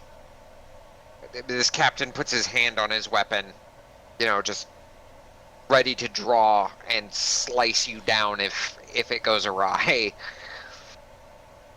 And he takes a breath. Most foolish decision I've made all day. Go ahead. And I cast Light. Okay. Oh, of course it works. I want to keep going until it fails. So you extinguish it and then recast it, extinguish it, recast? Yeah, until it fails. Alright. Give me 2 more. While he's doing this, Quirk is just Okay, going so to... it fails on the very next one. So Quirk is going to kind of lean over to Ariadne's son and be like, um, maybe you should actually show him the research.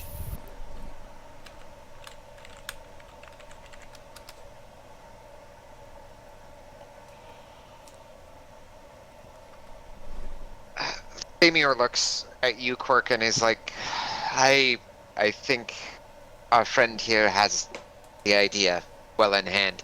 So, Van, where are you casting light? What are you casting it on? On the guard's belt buckle. All right. So you cast light, and the Derek looks down, sees his belt buckle light. He's like, "I told you, you're full of." And then you swish it away, and you say the incant again, and nothing. And then you say the incant again, and nothing. And he puts his hand on his hips. Now you're just messing with me. No, it's a very real danger.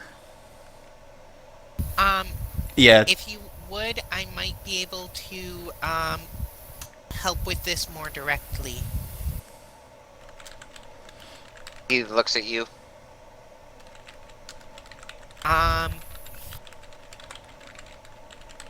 So, okay. Crap, never mind. Detect magic is range self only. Am I able to extend that at all to cast it on someone else? Nope. Okay. So, it's a lot easier to see with detect magic up, but I could write it out on a scroll for you, or something like that.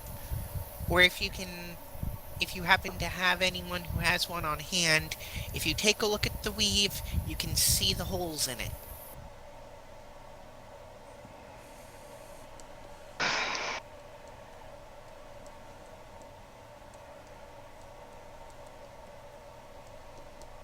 And when did you discover this? Today. Yes, this man right here brought it to our attention, and he's done a lot of research on this, and you should really look at the research that he has. He bows, Thamior bows slightly, just his head, to Captain of the Guard. And he says, Sir, I've been noticing that my spells have been waning over the last month. Their effectiveness has decreased during that time. At first, I didn't notice much difference. I thought maybe I was saying the incant wrong, or my somatic gestures were wrong. But they're not.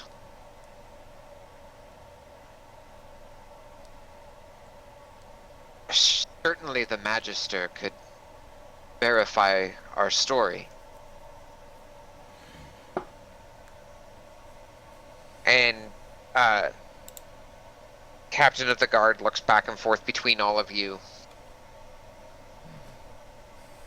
Says, alright, that's fair.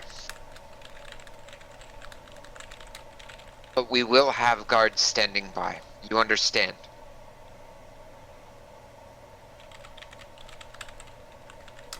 Of course. You have to guard your lord. We would expect no less. Very well. And he says, follow me, please. And he leads you guys out through a side door. And as you come out the side door, there's a large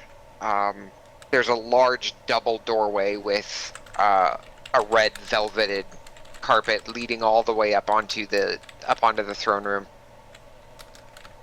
And as you cross that threshold, Captain of the Guard stands by and announces, "Lord Neverember, visitors, adventurers, they have dire news." And as you guys go walking up the carpet, several other guards fall in beside and behind you, escorting you up towards the front of the throne room. And once you reach about 20 feet from Lord Neverember, they put their hands in front of you to stop you. And they stop their movement as well.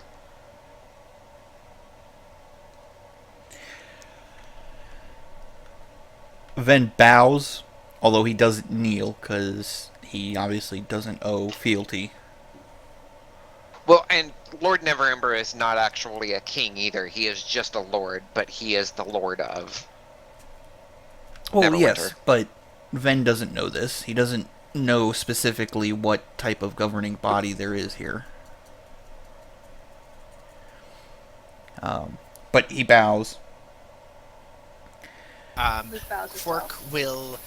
will follow whatever Ven is doing in order to try to look like he knows the customs, unless there was anything in his research that told him what the customs are. Luke bows. Just a bow is fine. Okay.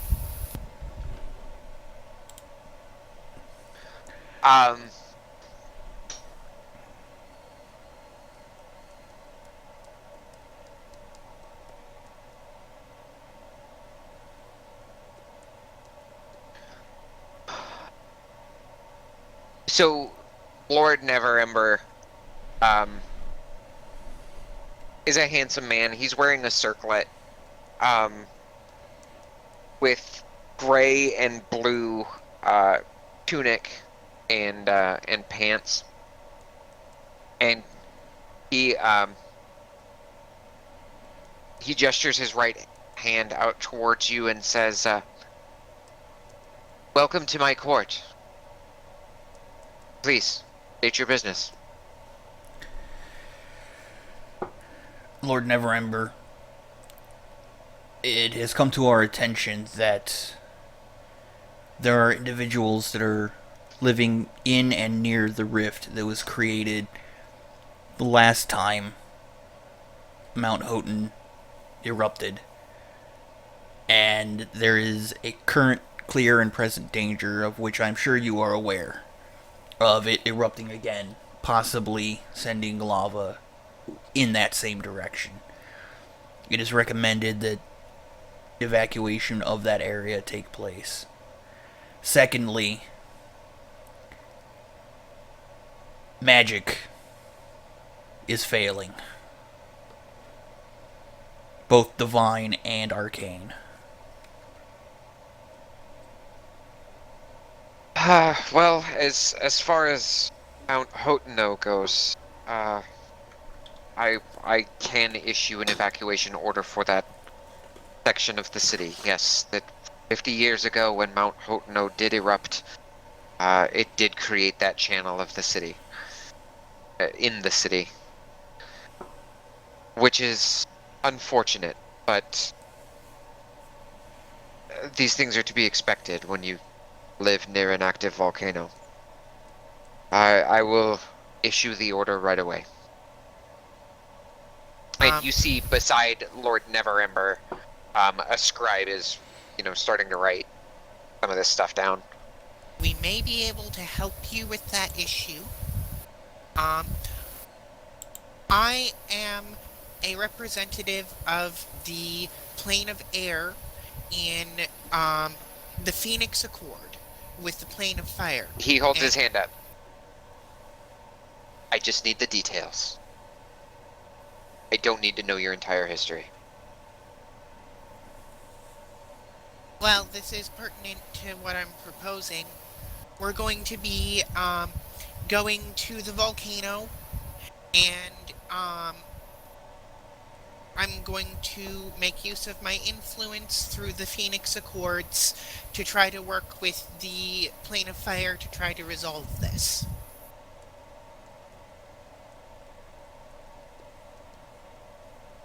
And how do you propose to do that? Well, the Plane of Fire is, of course, the one who has the most influence over things like volcanoes, and I can make use of the Phoenix Accords to bring the influence of the elemental plane of fire to try to control this.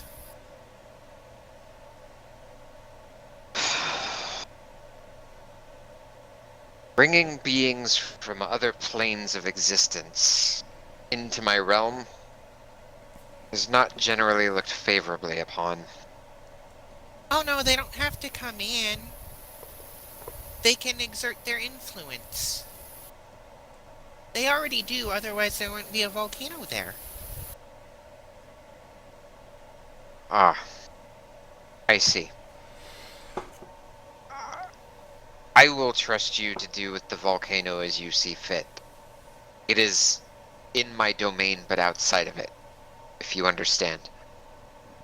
I completely understand. Thank you for your understanding. And you said there was another matter. Yes, magic is failing on a scale that could rival the spell plague.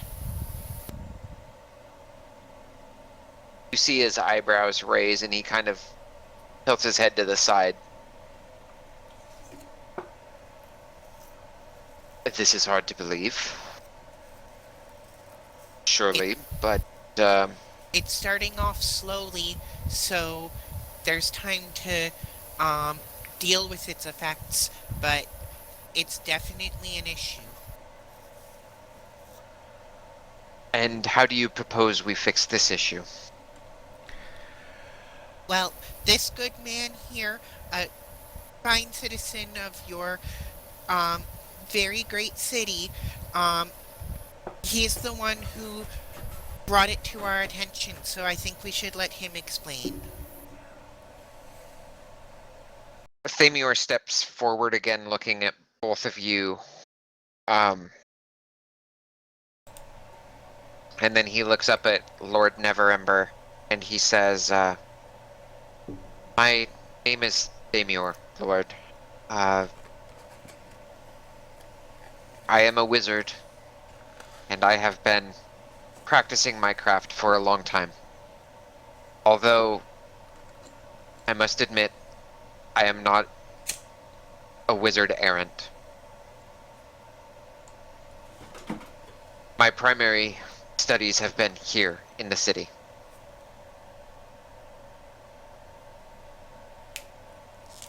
About a month ago, I was trying to perfect some new spells that I had been learning, and they did not work. I thought that it was the nature of the magics, that I wasn't doing the incants properly, that my hand gestures were wrong. And you guys see, and actually you hear from the back of the room, you hear the nodding of the captain of the guard as Amior is saying all of this, like, yep, that checks out.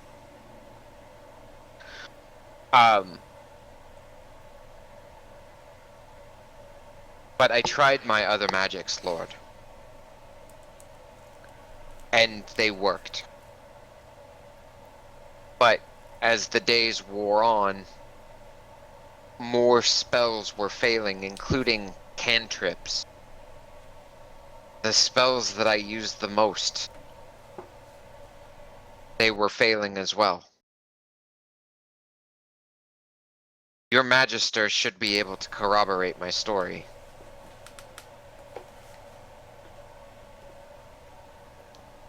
Beyond, And he looks to you, Quirk, and he says, as this one has looked into the weave, He can see blank spots. Holes in the weave. And your Magister should be able to see the same. I don't know why I didn't see it. I guess I didn't think anything of it. But now that this Aarakocra mentions the holes, I can see them now too.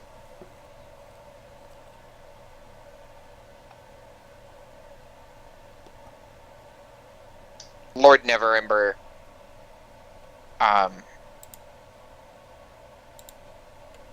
nods and he looks to a page nearby and says, go fetch the Magister. And you see that page just go bolting off as fast as he possibly can.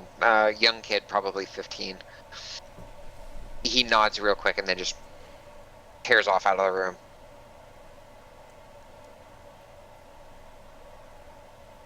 Is there anything else?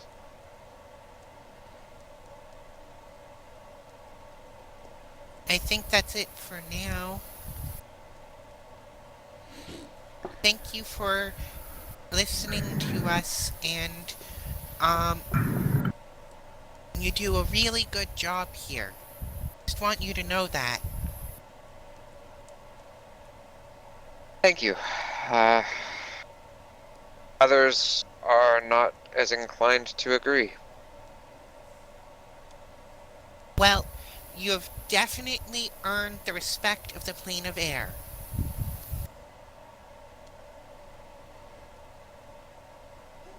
I will call in that favor later. And he kind of just grins and chuckles.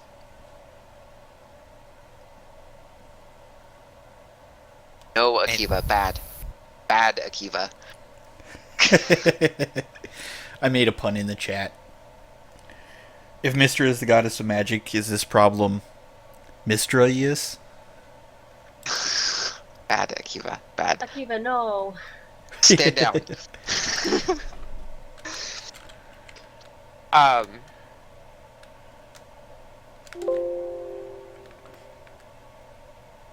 So yeah, Lord Neverember says that there are others out there that don't agree, and he makes the joke that he'll call in the favor from the plane of air soon. Well, it is certainly there. And thank you very much.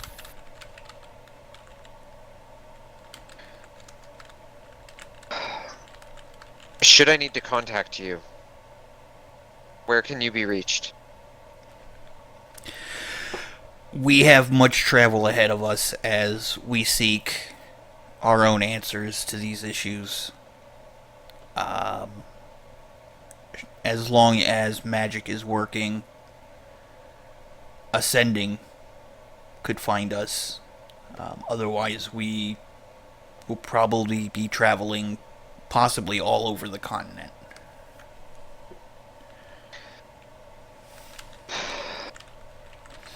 I understand.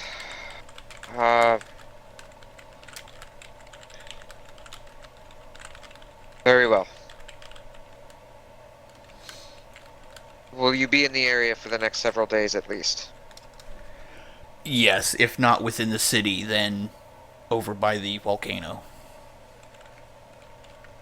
Possibly within the volcano. May I approach to give you, a token from the, plane of air that you could use to call in such favors? One of the guards turns towards you, Quirk, and extends his hand. Okay, so he takes a feather and hands it to the guard. Alright. Guard, then takes it up and hands it to Lord Neverember. And it would be, glowing from within and have kind of an essence of fire in it. Okay. You see Lord Neverember lift it up, look at it, and put it back down. Very curious feather. I will keep it nearby. Thank you.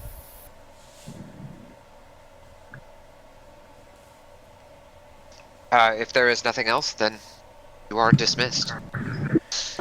Ven bows again before backing out of the room. As does Quirk.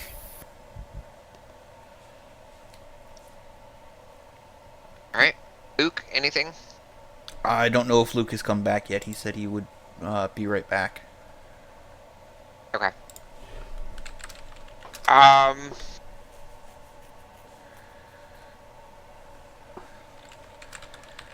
You guys head back to the inn. Let me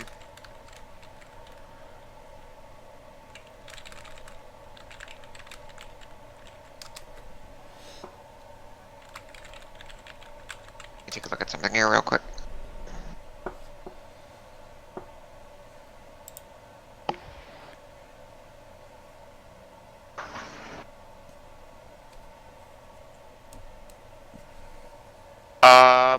I can make this check for Luke.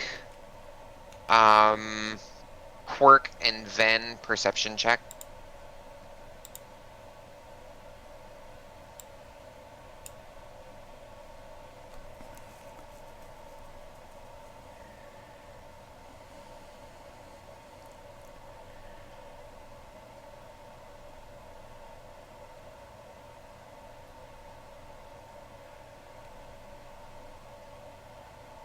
Wow. Wow. All three of you, 21s. Nice.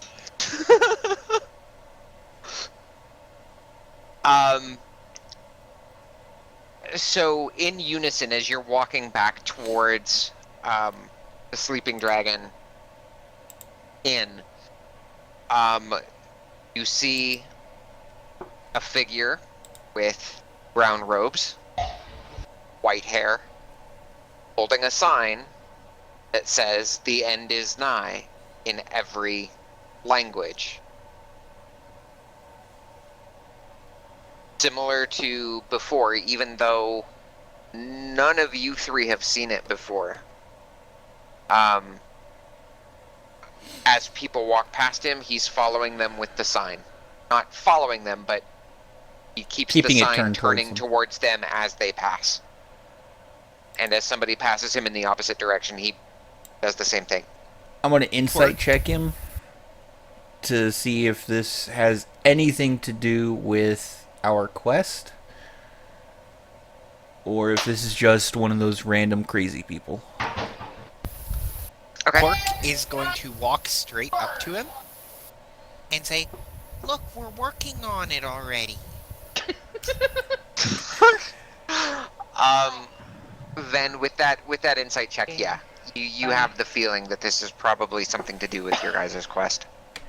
I'm going to go over, I'm going to grab the guy, and I'm going to take him with us to the inn. What? Make a strength check. Not you, sorry. I'm sorry, athletics. Athletics. Nope. Now, I need to actually get the stats for this.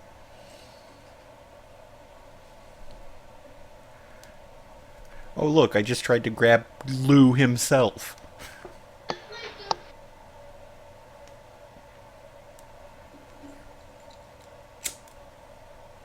Wouldn't you know, that's the one NPC that I don't actually have in my NPCs list.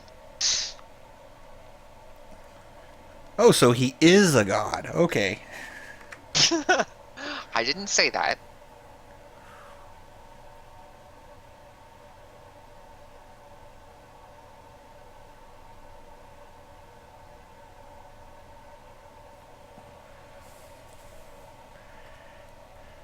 And it's either athletics or acrobatics to resist a grapple, right?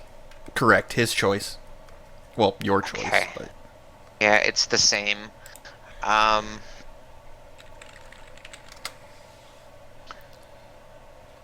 This person holds fast. And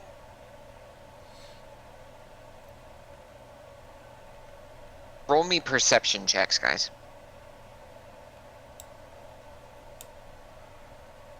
God damn it!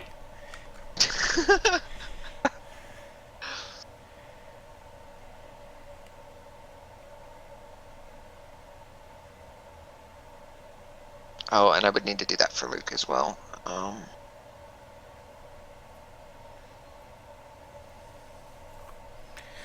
I'm just so surprised somebody so frail looking just is standing there despite me tugging on him. Okay. Quirk, you notice that his mouth is moving, but there's no sound coming out of it. Instead, it's going directly into your brain. Okay. And he's looking directly at you, Ven.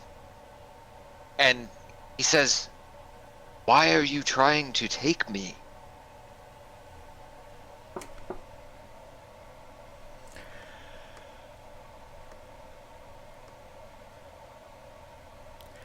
Finn looks around for a moment, slightly confused as to where the sound actually came from. To you, it's actually coming out of his mouth. Oh, okay. Then in that case, I go, because we need to talk, and your sign, despite the current ignorance that the people are walking around in, has the chance of causing people to panic. And that's not a good thing. But certainly they must be warned of the dangers.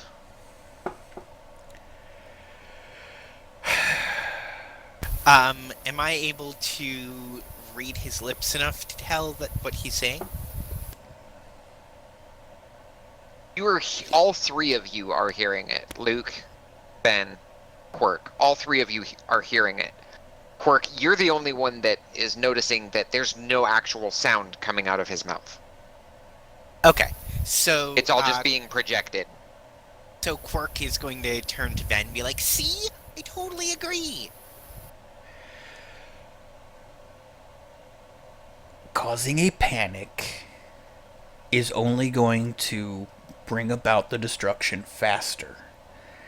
Getting too many people involved is only going to make the task more difficult. And this is to Quirk. I don't know what this guy knows or whatnot. As for you, as I turn to the older man, why do you wish to cause a panic? Why do you want these people who, in most cases, can do nothing but get in the way? Why would you want to put them in harm's way? I do not wish to put them in harm's way. I merely wish to find those that would help stand up against what is happening in the world. To right it. It is the way of my order. Well, you found some of them. I agree that you should keep searching for more, but he seems to think that we're all that's needed. This method, and Ven holds out his hand and motions at indicating the entire stature, the guy standing there with a sign, isn't going to convince anyone that help is needed.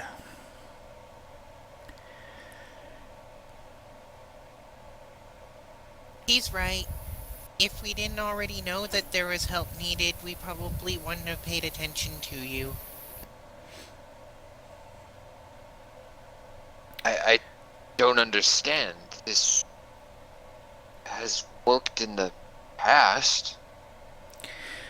In today's society, they will believe that you are touched in the head, to put it politely. Then how would you recommend that I get the message out? I would recommend that you leave it to us. We will continue on our journey and test people as we go. And should they be trustworthy, we will enlist their aid. But this serves no purpose. Come with us, tell us all you know that we may better address the issue. And we will handle it from here.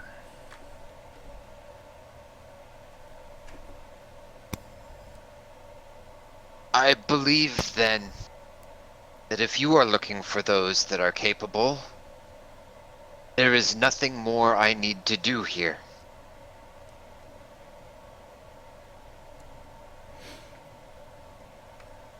But we Do you will be know watching. why the end is nigh?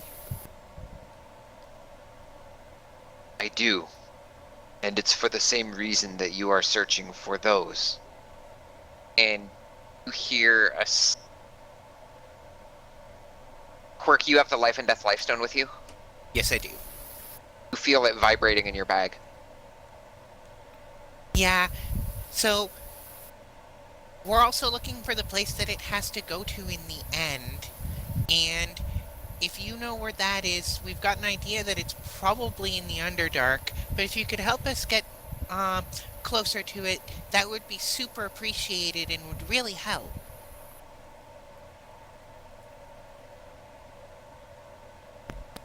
All will be revealed in time. Okay. And that's another reason why people think you're probably touched in the head. Because you do all that cryptic stuff when a little knowledge is what is necessary. Says the guy who won't tell people stuff. I will tell those that it will actually help. And all the other will think that you're touched in the head because you're being so cryptic. And that's a weight I'm willing to carry.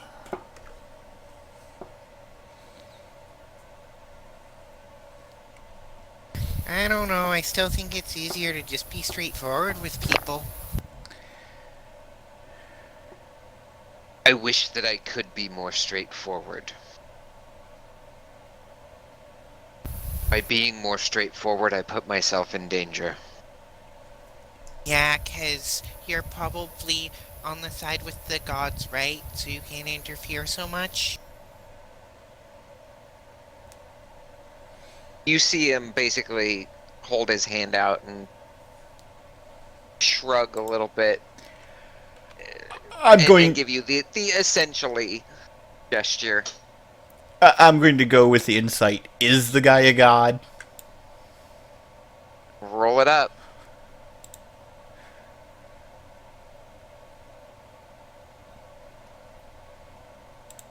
I got a 16. 16. Stand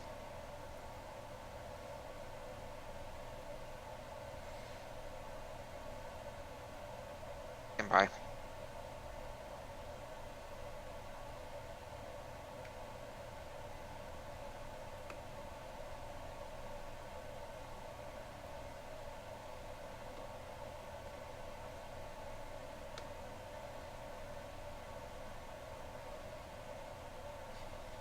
Then you get just the slightest glimmer as you look at this person, just the very slightest glimmer.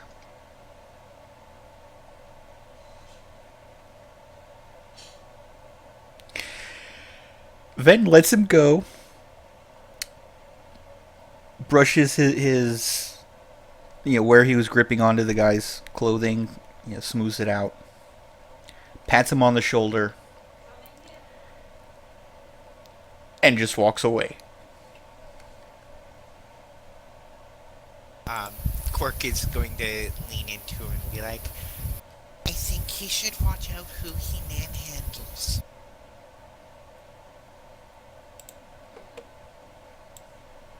Nothing is ever as it appears. Yeah, the people here on this plane don't seem to get that very much. I wish you well, adventurers. You too. We will be watching.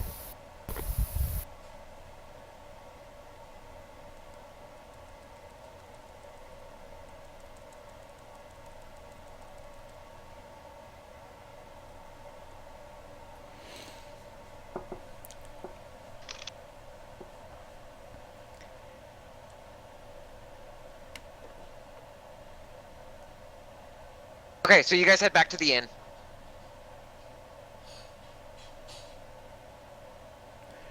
Alina's still at a table, kind of waiting for them to come back, but also taking the time to attune with the rapier. Okay, you would have had enough time to attune to it. It's about an hour. They've been gone for about that long. Awesome. Ven walks over to Melina. You wouldn't happen to have a couple of gold that I could borrow, would you? Of course, and I'll hand over the 100 that I had left. I only Use need what you 2. need. I only need 2, Okay. and I hand back 98. Fair enough. I go over to the bartender and get another Tiefling Fire. Tiefling fire wine. Yeah. He grins again. Selling it a lot today. Pours the glass for you, sets it down on the counter. Ven chugs it again. Alright, roll your con save again. Saved again.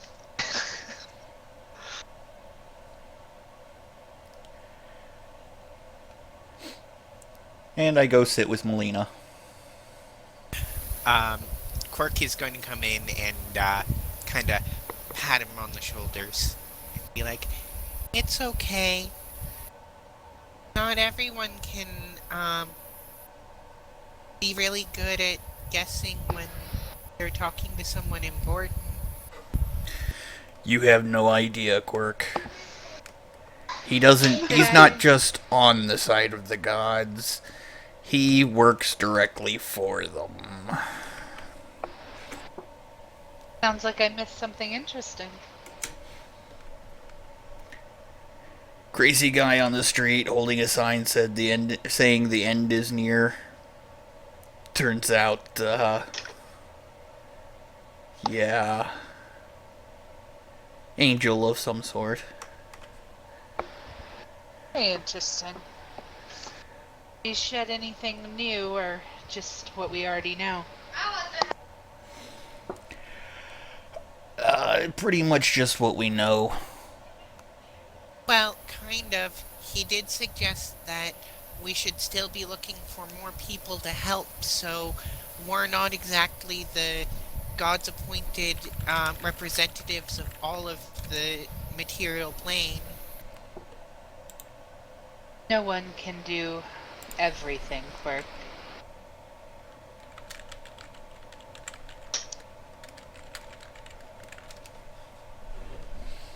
I think basically what he was trying to get at is that we're all in this together.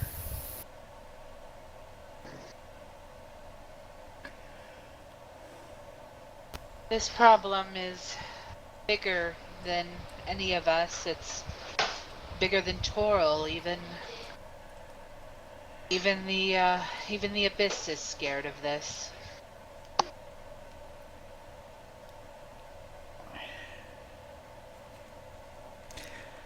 Yes, but Quirk is trying to get to the point that he thinks we should be telling everybody about the stones and such. Which I don't think is a good idea. Quirk. Melina's gonna kind of lean forward over her rapier, and you Melina, need to understand. Before you get too far into it, the angel agreed with him. Not everyone can be trusted. There I'm are not- agents other than us looking for these stones. I understand that. But the thing is that the gods wouldn't just make it a test of being able to find a thing and put the thing in a spot. In the end, this is going to be a fight of the triumph of good over evil. So, if you're just going to try to hide it from the evil instead of actually standing up and defeating the evil, then you miss the point of the whole thing. How much evil do you want to bring down upon yourself? There are things that can be avoided. That can be avoided. Not everyone needs to know about this. But in the end, everyone is going to get killed off if we fail, and we don't represent everyone. Yes, but we will be killed off if one of these agents destroys us. Not only the side of good is looking for these. Yeah, but that's where we just need to have some self-confidence. We face everything that has come after us so far. I agree, but And- there is confidence and there is stupidity. Here's Naivety. here's my question, Quirk. If the evil ones, or if everybody knows about these stones, there are going to be those that are going to try to do something about it, that have families, that have children. Are you willing to put those children, those innocents, into the line of fire? They're already in the line of fire. No. This was done by the gods, and it includes absolutely everyone. There's a difference between being a part of the fallout if we fail and being in the line of fire. But it's a test for them, too.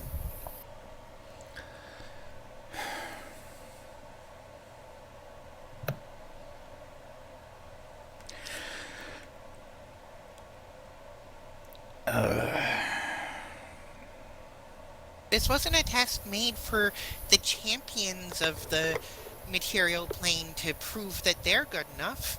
It's a And test you know for this how? everyone to prove that they're good enough. And how do you know this? Because that's what the research has said the whole time. Then why is it only... To put it, and I'm... Please don't think I'm trying to be egotistical here. But then why is it I was the only one in the church to receive the dream from Lou? Why wasn't everybody told?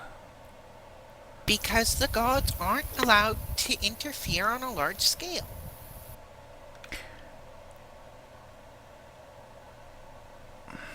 Which means it needs to be left to our discretion. And if we let everybody know, it's going to cause panic. It's going to cause problems for those that can do good. And it's going to make things easier for those that can do evil. And if it does, then it's been proven that the creatures of the material plane are not ready to ascend. But if instead they come together and they defeat the evil and they work together to achieve their goals, then they've proven that they are ready. Except this isn't about ascension. This is about survival. Completely different. It's survival or ascension. I mean, if they succeed, then they ascend. If they fail, then they get wiped out. But And where is the proof that it says that if we succeed, we ascend? Where is that proof? Because the only It could things... go either way. The translation of the word could go either way. Ascension or survival. Well, yes, but keep in mind, Ven hasn't had this conversation with everybody. This The is dragon told us.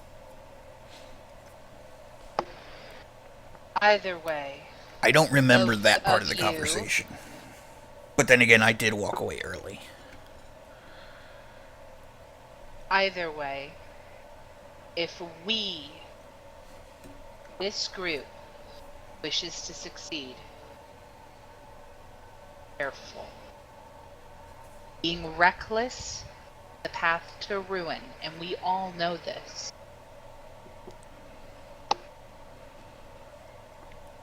All I'm saying is that the success of this group isn't actually the point of this. It's the success of everyone.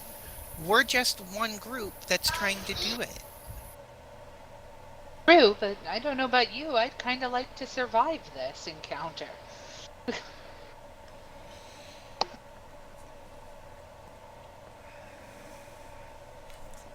The fate of the world is important, but honestly, it's not much use to me if I'm dead.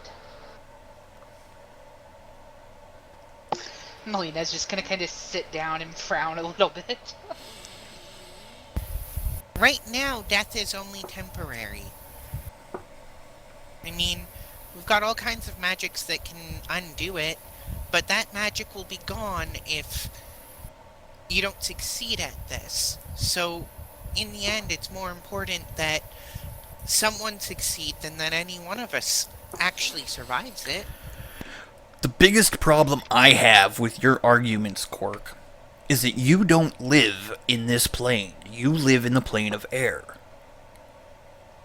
As far as I am aware, this doesn't affect the plane of air. It affects the prime material plane. It should be our decision. I agree, and that's why I didn't tell when you said that I shouldn't. But Okay.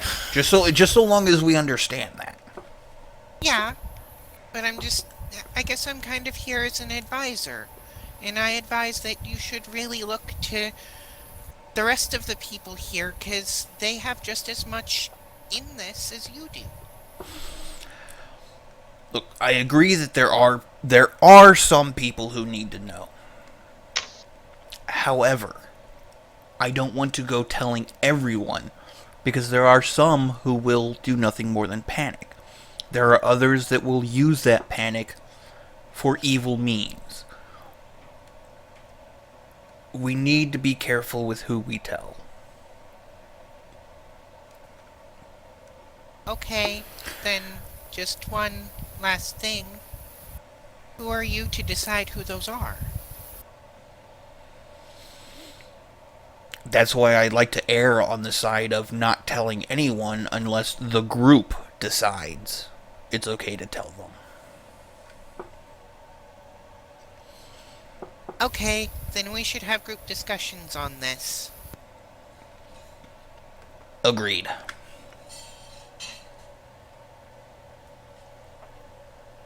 We have rooms situated for the night. We need to get rest if we're going to survive the next.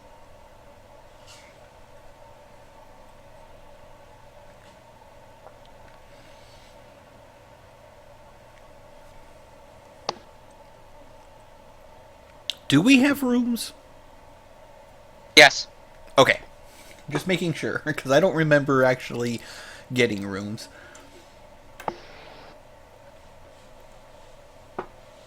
I'll take my Amy meal or would have up with arranged me. it for you. Okay, excellent. Take my meal up with me to my room. I deal with this sword tonight. It's a good looking weapon.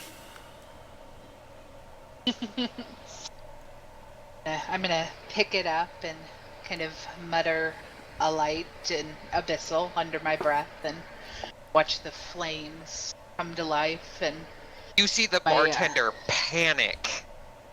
And he comes running up. No! No, no fire! No fire! one moment, sir. I have this under control. Give it a quick swing and say the word again and turn the flames right off. Simply showing And- off and- a little bit. He looks at you and goes, got a lot of alcohol in here. Could blow up.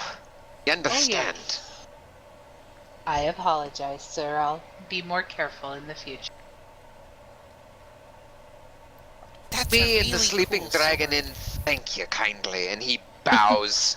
The deepest dwarven bow that he can. Very much smartass, no insight check required. And then he returns back to the bar, behind the bar. I can appreciate that smart remark. I'll go up and I'm just gonna order a basic meal and I'll pay double to make up for the infraction and the worry. Alright. Ven will actually follow Melina up. And as they're going up to her room, with magic in the state that it is, it might be a little more pressing. Excuse me. The fire wine seems to be getting to me. It might be a little more pressing, considering what your patron may decide if magic is failing.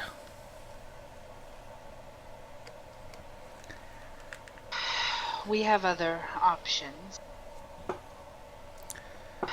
just gonna wait until we're securely in the room, door closed. I assume I'm There's How many You're there. rooms do we have? There's a total of two. Well, let's see. We have I a call total of this Lucas 3 roommate. rooms. there. I'm in one of them. I would Dibs assume I on- went into an empty room. Dibs on Lucas' roommate. I'll probably end up rooming with Ven, that's fine. That works. Yes, I'm with Quirk. Okay. But make sure the door is Kitty! secured and Quirk will pet me on people. this. Wait, did Quirk go up to the room? Well, is there anyone else still downstairs?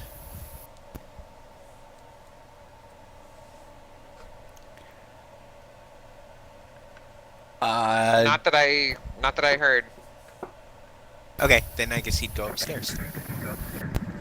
Striker's gonna jump out the window. Then leave. Because that's what Striker does. It's nighttime, right? Yes, it is. It is evening by this point. Or As I'm really dark evening? One more time. Okay. Yeah. Like, okay. I'm gonna go out the window. I didn't hear what you said, Striker. I'm going to go out the window. Okay. Melina, you were saying something prior to that? everybody can situate first.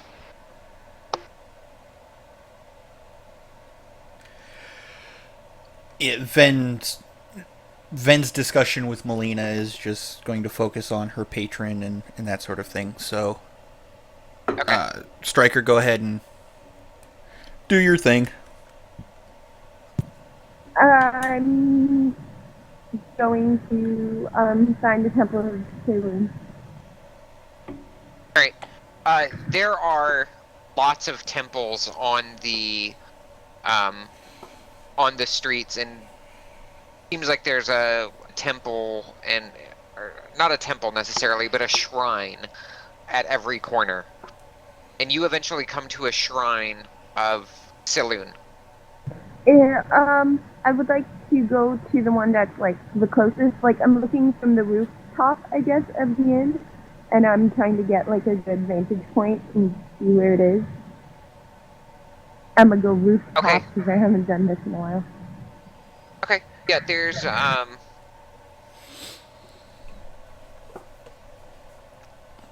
There's one not too far from the inn. Okay, then I'm gonna scale the rooftops until I get there. Let's jump down.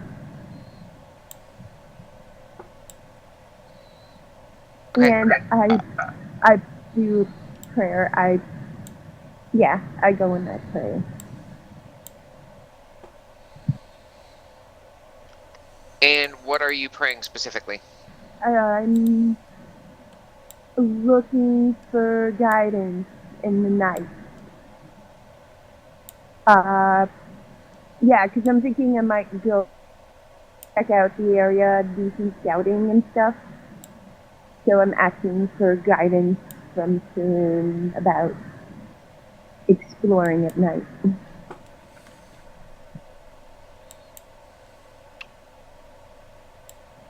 You feel that Saloon is watching you and is with you, even though you don't get an answer necessarily. What are you scouting out?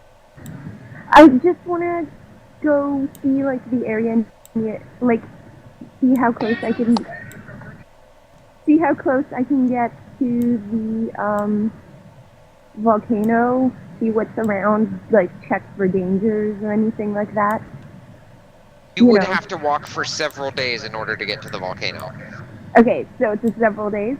Like, what about what's along the path for like a couple of hours? Like, just to see what kind of stuff is ahead. Are we going through the woods? Like, can I come back with some information for the group?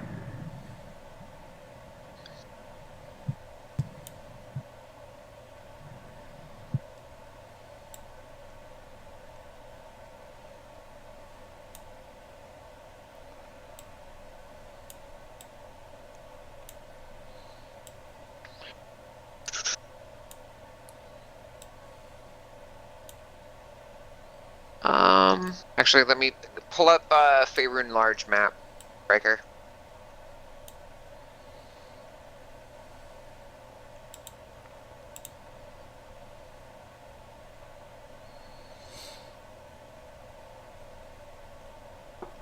Yeah, just outside Neverwinter, there's a lot of desert. And then you've got some mountains down below it, and then as you strike further north, you've got the forest ahead. So with it being desert, you're thinking gnolls, bugbears, possibly some kinds of goblins. There's always my favorite terrain, right? Desert. What does your sheet say? Okay, never mind. Although I had a lot of trouble picking one. Anyway, so what can I gather from that? Just that there's lots of desert. Are we going to be crossing through the forest in the next day? Probably. It's probably going to be a day to cross the desert, and then forest the next day. Okay, so it's desert first and then forest. Okay. So I'll do like a couple of hours of scouting and then deal with it that way. Alright. That is probably a good place for us to stop for the evening. I want to thank everybody who joined us here tonight and hung out while we played our game. Hey, good night, everybody. Good night, everybody. Good night. And this is CosmicCandi signing off. Until next week, we will see you at 4 p.m. Pacific, 6 p.m. Central, 7 p.m. Eastern next week. And until then, may all your hits be crits.